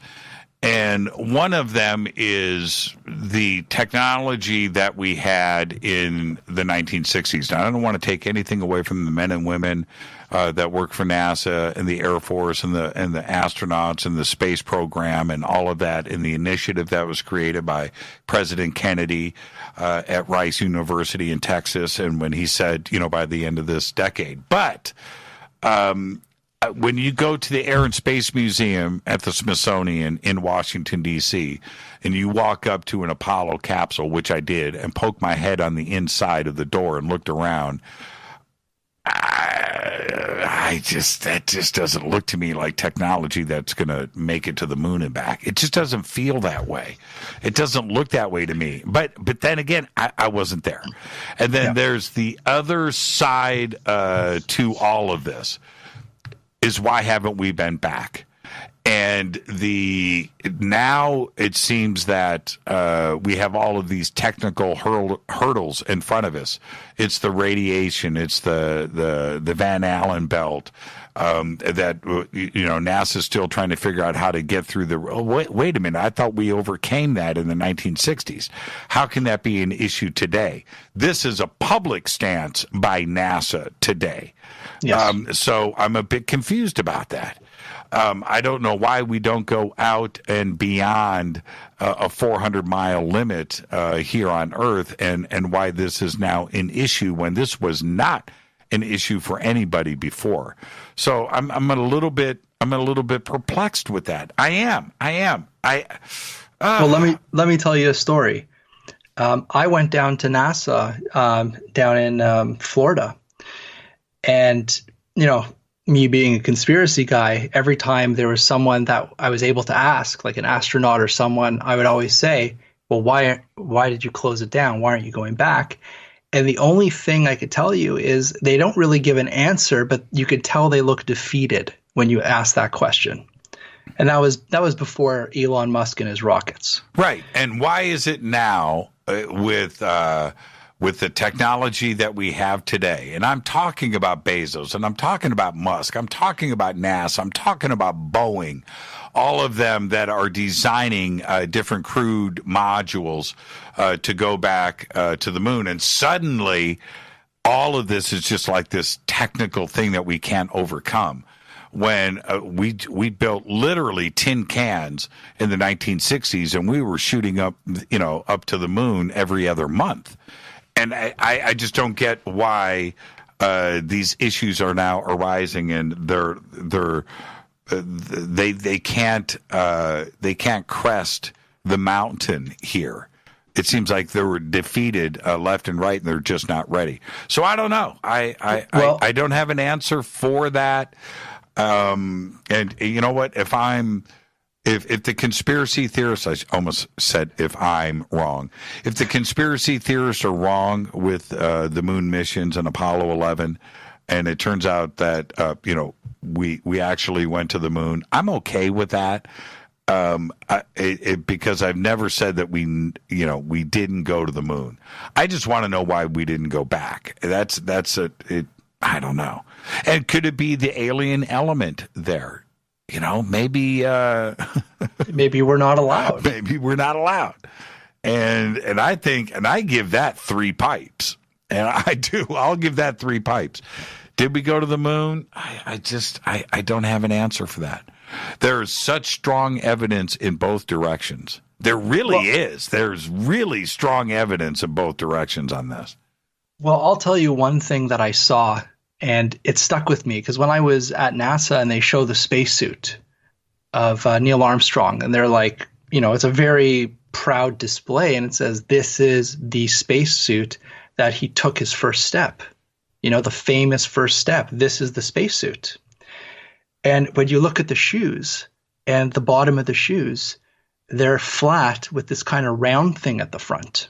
Yeah, I saw that too. And actually, he wore an overshoe on those shoes. He wore an overshoe. Okay. Yeah. So I'm sure there's an explanation. Yeah, there was a reason for that. Look, when you go in and out of the lunar module, you're covered with dust. And you don't want that dust inside of the lunar module. And one of the things that was dusty were the shoes. The moon dust is like broken glass, like ground glass, right? And you just don't want that everywhere in your eyes and everything else inside of the lunar module. So they had overshoes. So those were taken off. And I don't know if they were left outside, but they were left not inside of the lunar module. So 2 different shoes. You had the inner shoe and the outer shoe. So you just answered my conspiracy theory. Yeah. It was like a slip-on. Like a slip-on. And then there's another thing I looked at that I still haven't found the answer to yet, and it's probably very obvious, like what you just said. is that there are pictures of the lunar module landing and taking off the moon. Mm-hmm. There's pictures. And I'm thinking, who's taking that picture of this thing landing or taking off? Right. If, like, that doesn't make any sense unless there's two modules that they're going to go into. Yeah, and this is my understanding with that. Look, that's an obvious thing that all of us with an inquisitive mind, you're going to see that in question. I mean, it's obvious to me. How are you going to shoot Neil Armstrong coming off of, taking his first steps, unless it was Buzz Aldrin who came off first and he's holding the camera? How did that happen? Apparently there was a camera mounted to one of the legs of the lunar module that filmed him coming down off of the ladder. I heard that. I also heard another account, and I don't want everybody to go, Jimmy, you're so wrong. You don't know what you're talking about. But I heard that he might have come down, put the camera there, then climbed back up the ladder and reshot it. Right? and okay, all right. So I've heard both versions, and I've read both accounts. I'll go with either one, but that Buzz Aldrin definitely was second off, that Neil was first. Doesn't make any sense. Now, as far as the takeoff goes, that was done automatically and was timed to film the lunar module separating from the base on the moon, and as it took off. My question is, I guess they had some type of antenna, right? Some kind of dish on the moon that was broadcasting that feed out, and it wasn't on the lunar module itself, because how else is that going to be filmed? I've always wondered about that. But nothing was digital back then. It was all film, like actual film. And this is the other thing, is that, not true. Hold on before you say that. Not true. Yeah. Of course, they're taking film stills, but all of the live broadcast, that wasn't film. All the live broadcast was a video feed from the moon. Okay. So thank you for correcting. Yes. There's other parts of this that spin off of, and we will get to when we come back. We're going to talk about Roswell. You're right, Jason. We completely ran out of time tonight, so we're going to come back and cover Roswell and a couple of others. We've got an entire list that we didn't get to tonight. Is this the video that was broadcast around the world? And this is where I call BS on NASA. This is where I raise a huge red flag. The video feed that went into all of the homes, all of the news broadcasts around the world of Apollo 11 was third and fourth generation. Okay, so the video feed's coming from the moon, going to a projector, so that's number one. The second generation is coming out of the projector onto a screen, like you have in the movie theater. So that is going onto a screen, and then there is a television camera focused on the screen, and that is what went out. So it's like third, fourth generation removed, and that's why it's all fuzzy and broken up, and it's not sharp and it's not detailed, because you're looking at a projection of a projector, right? Wow. Now, yeah. What do you have there? You also have distortion of the angle of the camera that is on the screen, right? It's not perfectly lined up, so you've got that distortion, not distortion of the edges, which that happens anyway. I'm talking about the angle. So everything is not perfectly straight, right? Because the camera is off. Even if it's a degree or two, that angle is distorted, and you're not looking at things level, and you're not looking at things horizontal and vertical, and that is now twisted. And why would NASA choose to do it that way? Why didn't they take the direct video feed from the moon, right? That feed, and send that out to the networks? And why wasn't that the recorded version of what we have for the historical record? What we have for the historical record is the videotape. Now it's fourth generation removed of the projection from a movie screen. That's messed up, and there's no excuse for that. And when we go back to the moon, Jason, we got to head to a break in 20 seconds. When we go back to the moon in 2024, we better have 4K high-def color video feeds. Nothing else will be acceptable. Right? We can't go around and do what we did the last time that we were on the moon. And there's going to be less of a chance for anything to be doctored. And will there be an ability to pick up this feed independently from NASA or government organizations? And this can go directly into the media, and they can pick up the feeds directly. Can you dig what I'm saying? It's a different party in 2024. And it has to be. It really has to be. And I believe we've been to the moon.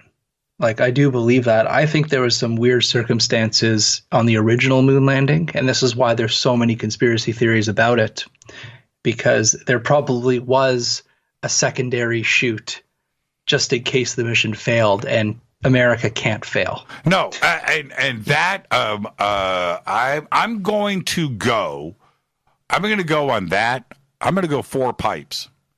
I'm going to go 4 pipes. I believe that they had videotape and had prepped in case anything went wrong, that they had actual footage that they were going to show. I totally agree with that. There's no way that Apollo was going to fail. That's right. That's out of the question. So it's like a conspiracy and not a conspiracy at the same time. Yeah, I totally agree. I'm going 4 pipes on that. I agree. Let's take our break right here. Our guest tonight, Jason Quitt. This is our Quittspiracy special. When we come back, it's Roswell. Whoa. Here we go on the Game Changer Network and KGRA The Planet. Jason Quitt. You can follow him on Twitter at Jason_Quitt. That's Quitt with 2 T's. We've got everything up in our Twitter feed. You can follow me on Twitter at JChurchRadio. We'll be right back after this short break. Stay with us.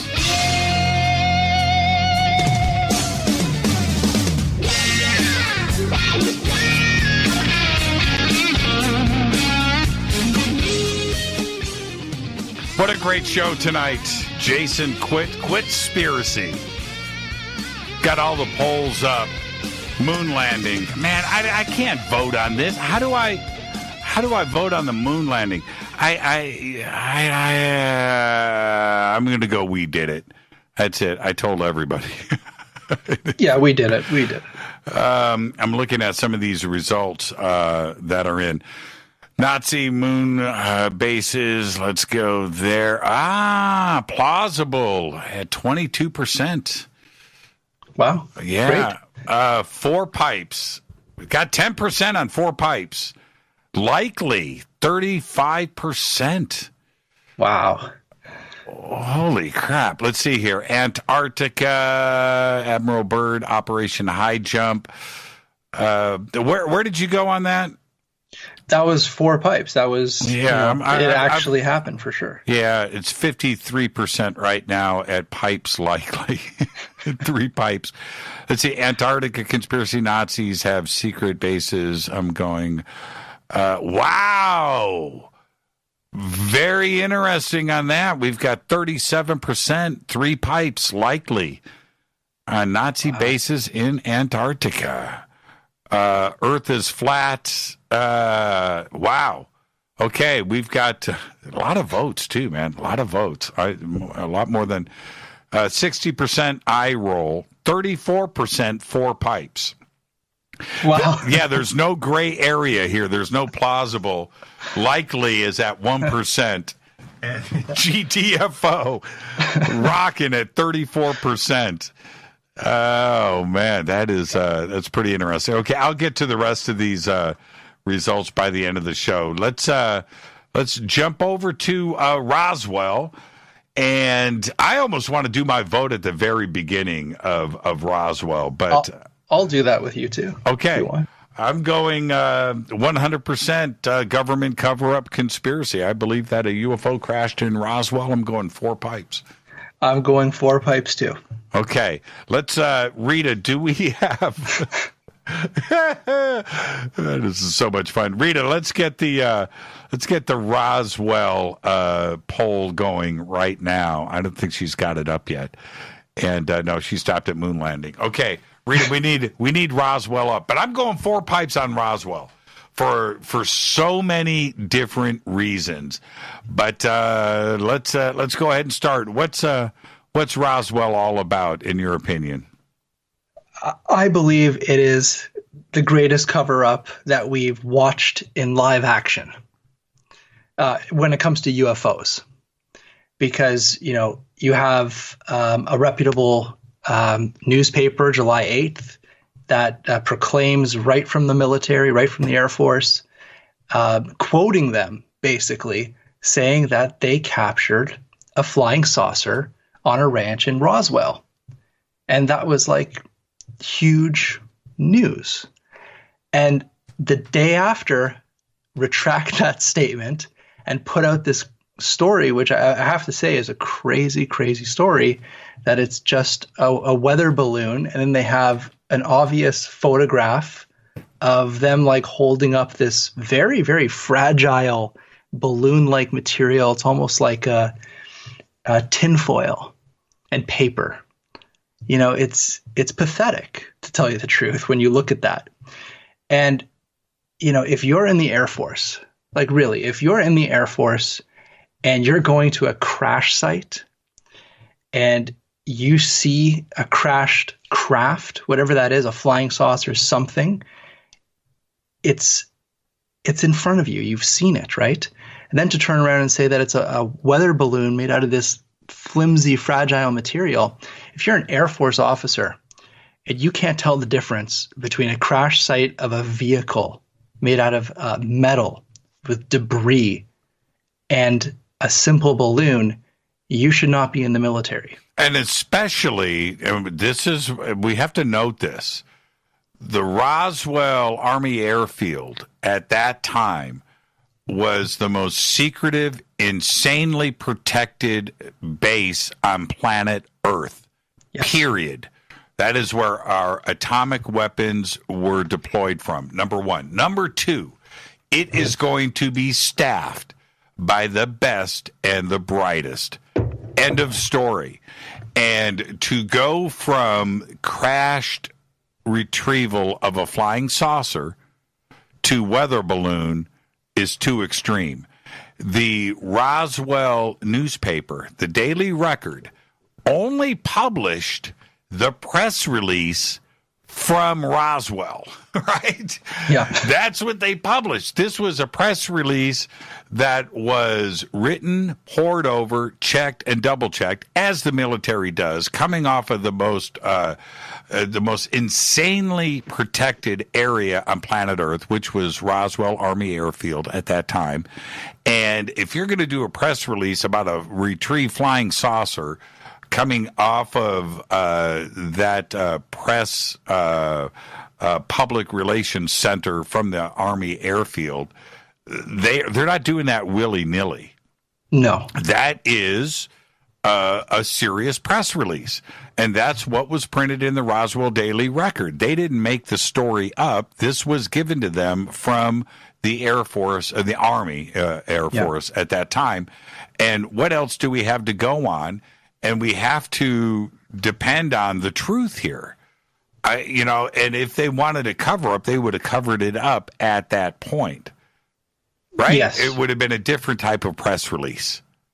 Yes. And, when you read it with those type of eyes, and you know that they were testing nuclear weapons there, that there was advanced technology at this site that was hidden from the rest of the world, like very top secret projects in that area. And they're coming forward saying, what is this that just landed in our backyard? that raises a huge eyebrow, and the quickness of them pulling the story and changing the story is the most obvious giveaway that they shouldn't have said a thing about this. That's right.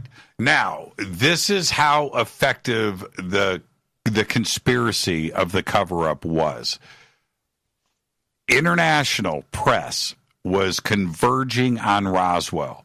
Reporters, photographers, journalists from around the world are all on airplanes traveling to Roswell, New Mexico.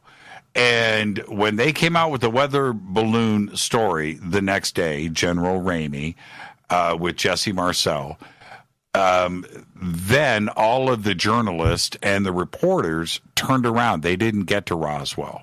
They merely went back to the cities that they departed from. That's where the conspiracy started.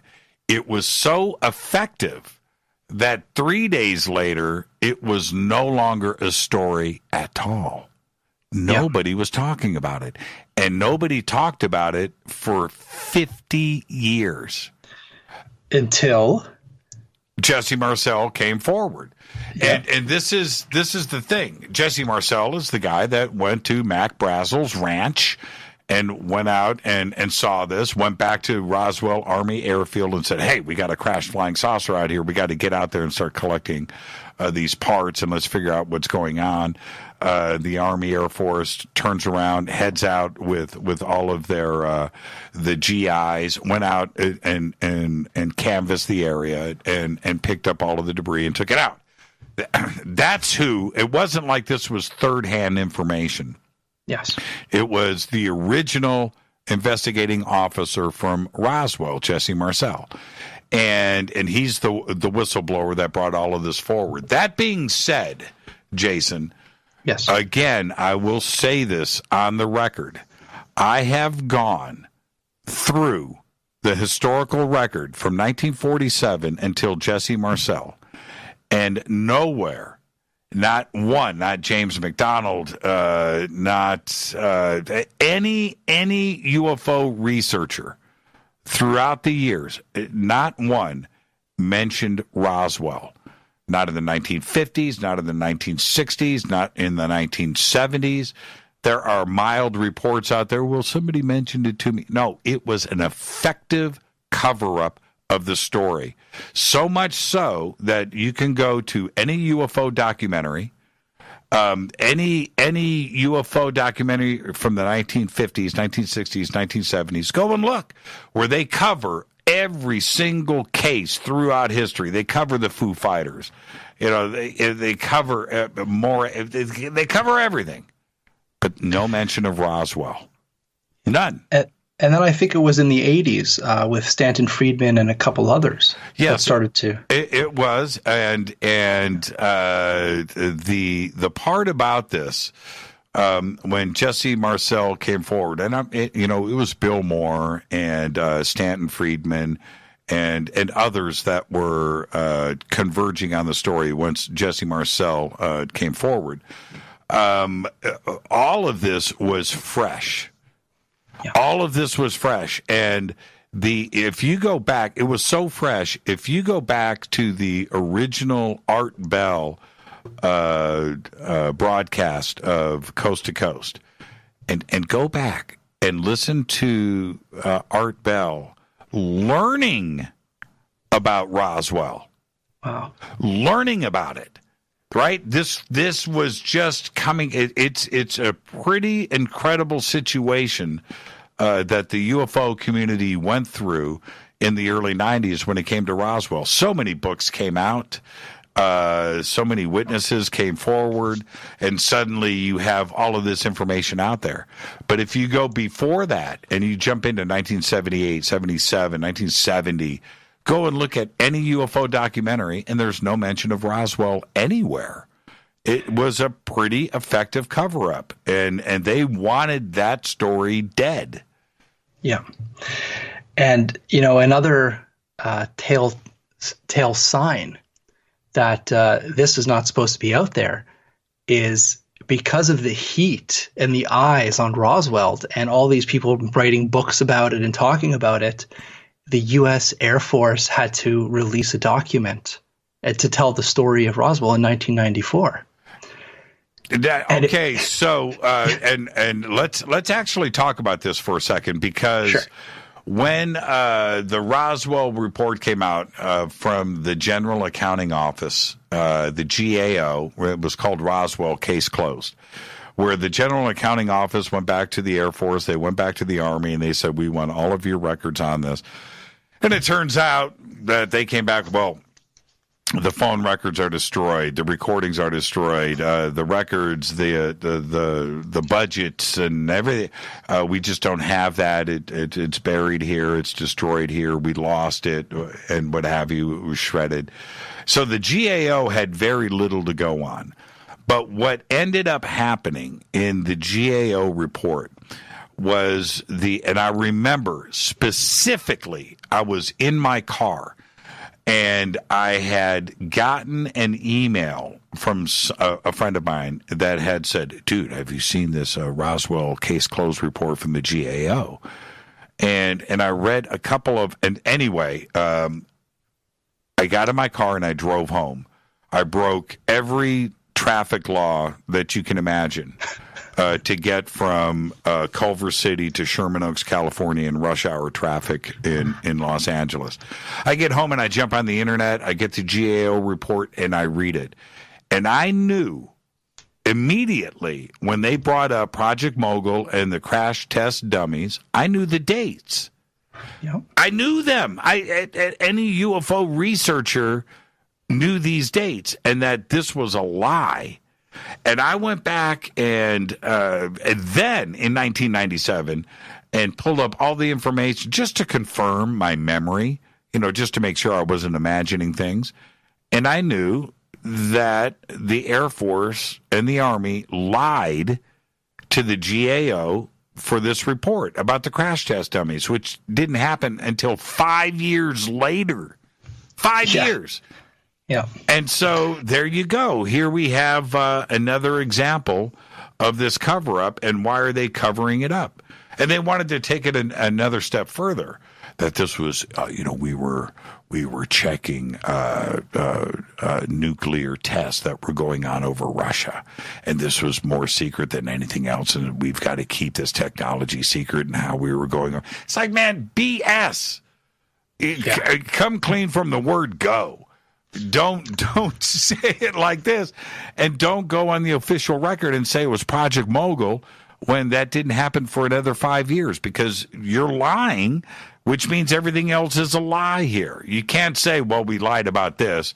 That was that wasn't exactly accurate, but this part of it is true. You can't have it both ways. Yeah, and I think this was the first time in history that we've seen basically them with their pants down. It's like they completely got caught and they tried everything in their power to cover that up. And yes, it was successful for a while, but then, when you're trying to lie on top of a lie, it's so obvious that there's something very real to this story. Now, what about let's go a little bit hold on for a second. Here's the Roswell Quittspiracy. Thank you for that, Rita. Roswell Quitt. Actually, Mark Torona just said time traveling crash test dummies. That's more plausible than their report, actually. Okay, now let's stay on this for a second. Let's get this poll up, and I need to go. I'm going for vote, and man, we got 7% that are saying I roll. That's cool. Man. That's why I love having these conversations. Yeah. We got 80% right now on GTFO. Is this now Annie Jacobson, who I respect, she's a journalist of the highest caliber, suggest in her latest book, or her second to latest book, I should say, her Area 51 book, yes, that the Roswell crash may have been a German aircraft flown by the Russians with mutated monkeys or babies on board, small humans. And that's what crashed in Roswell, and we had to keep that under wraps because of the technology that was used in this aircraft that the Russians were in possession of. What do you make of that? Well, for me, it just sounds very outlandish that they would go to that type of. You would go one pipe. You would go one. I would go one pipe with that because it just doesn't make any sense, because the whole point of that narrative is to kind of scare and fear the military and the general public of like an alien invasion. But if I'm smoking weed, yeah, I can go 2 pipes on that. I can go 2 pipes. I can kind of feel it. I wouldn't go one pipe. It's not out of being a possibility.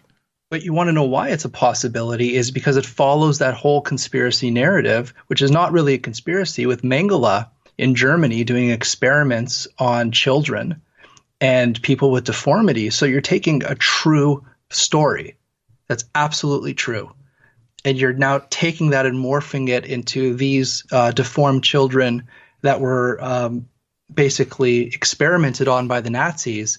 They were placed in craft and then given to the Russians, which I don't understand why, and then dropped off and crashed at Roswell to scare people.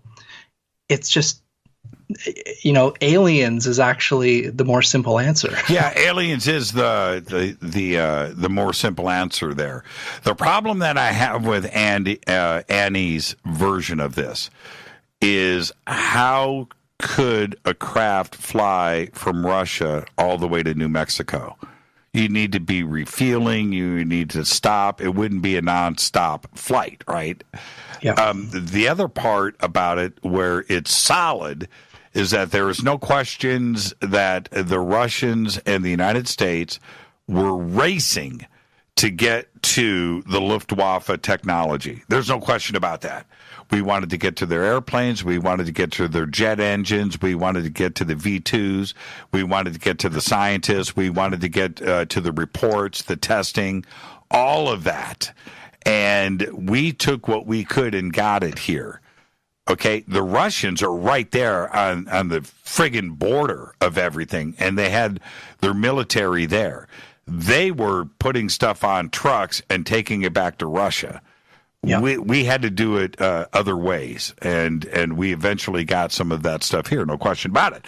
But the Russians got the best stuff, right? Now, did they get to an operational flying wing? Did they get to an operational flying saucer? Did they get to the Hannibal? Did they get to one of those? And was, that flown into the United States to scare us? That's, you have one part of it that I believe is absolutely real and factual. I believe it went down that way. But getting the aircraft from Russia to New Mexico, that's where it's a bit of a reach for me. And I agree that, possibly the Russians would have very advanced craft, but I don't think they would have it at that date of 1947. Right.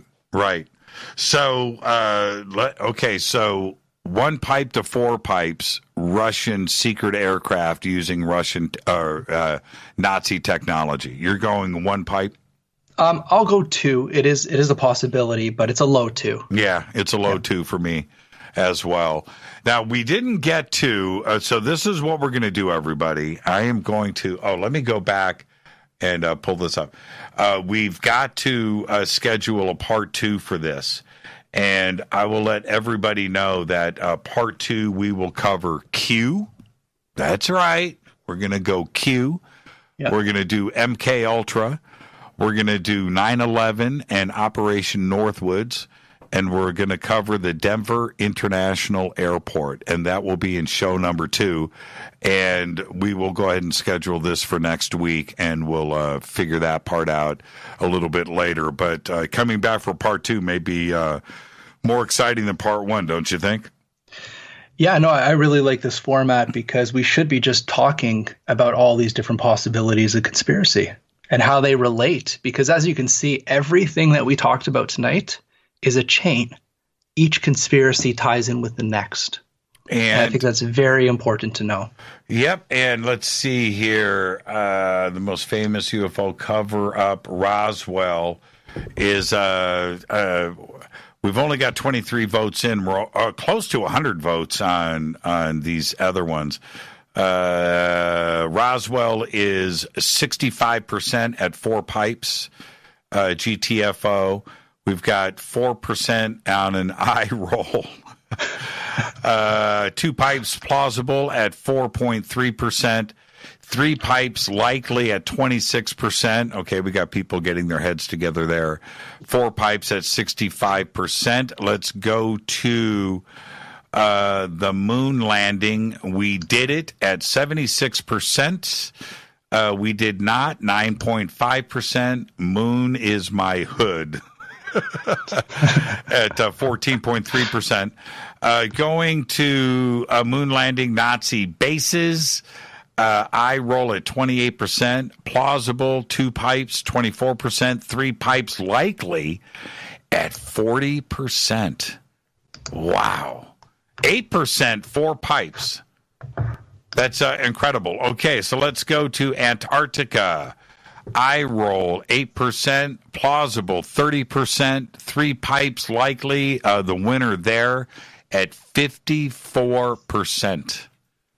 Wow. 4% comes in at, or 4 pipes comes in at 8%. And the Nazis have a base in Antarctica, 26% eye roll, plausible, 32%, likely 35%. Is the winner there. And that's 73 votes. That's pretty solid. 75 votes for flat Earth. Eye roll 60%. Very smart people. Nothing in the middle. And GTFO, 34% believe that the Earth is flat. Our Fadernauts. And you think they're messing with us, Jason? So, no, I think they're very honest. You think the Fadernauts, 34%? 34.7, 35% of the Fadernauts believe that the Earth is flat. Maybe they are messing with us, but I don't know. They're hitting that pipe. They're hitting the pipe for sure. But you know what? I have to say we're all winners because we're not destroying each other by giving our opinions on these topics. Absolutely. Jason, Thank you so much, my friend. What a great show. We'll have part 2 of Quittspiracy next week right here on Faded Black. Thank you so much, Jason. Thank you for having me again. Jason Quitt. And all you got to do is go to thecrystalsun.com. The links are at jimmychurchradio.com. And you can follow Jason at Jason_Twitt. That's Quitt with 2 T's right there on our Twitter feed. Faded Black's executive producers Rita Camurian. Shows produced by Hilton J. Palm, Renee, Dennis, and Bob. Announcers are Steve Harder, Gene Vitola, Mark T. Kovar. Webmaster is Drew the Geek. Music, Doug Aldrich. Intro, Spaceboy. SpaceboyMusic.com. Fade to Black is produced by KJCR for the Game Changer Network.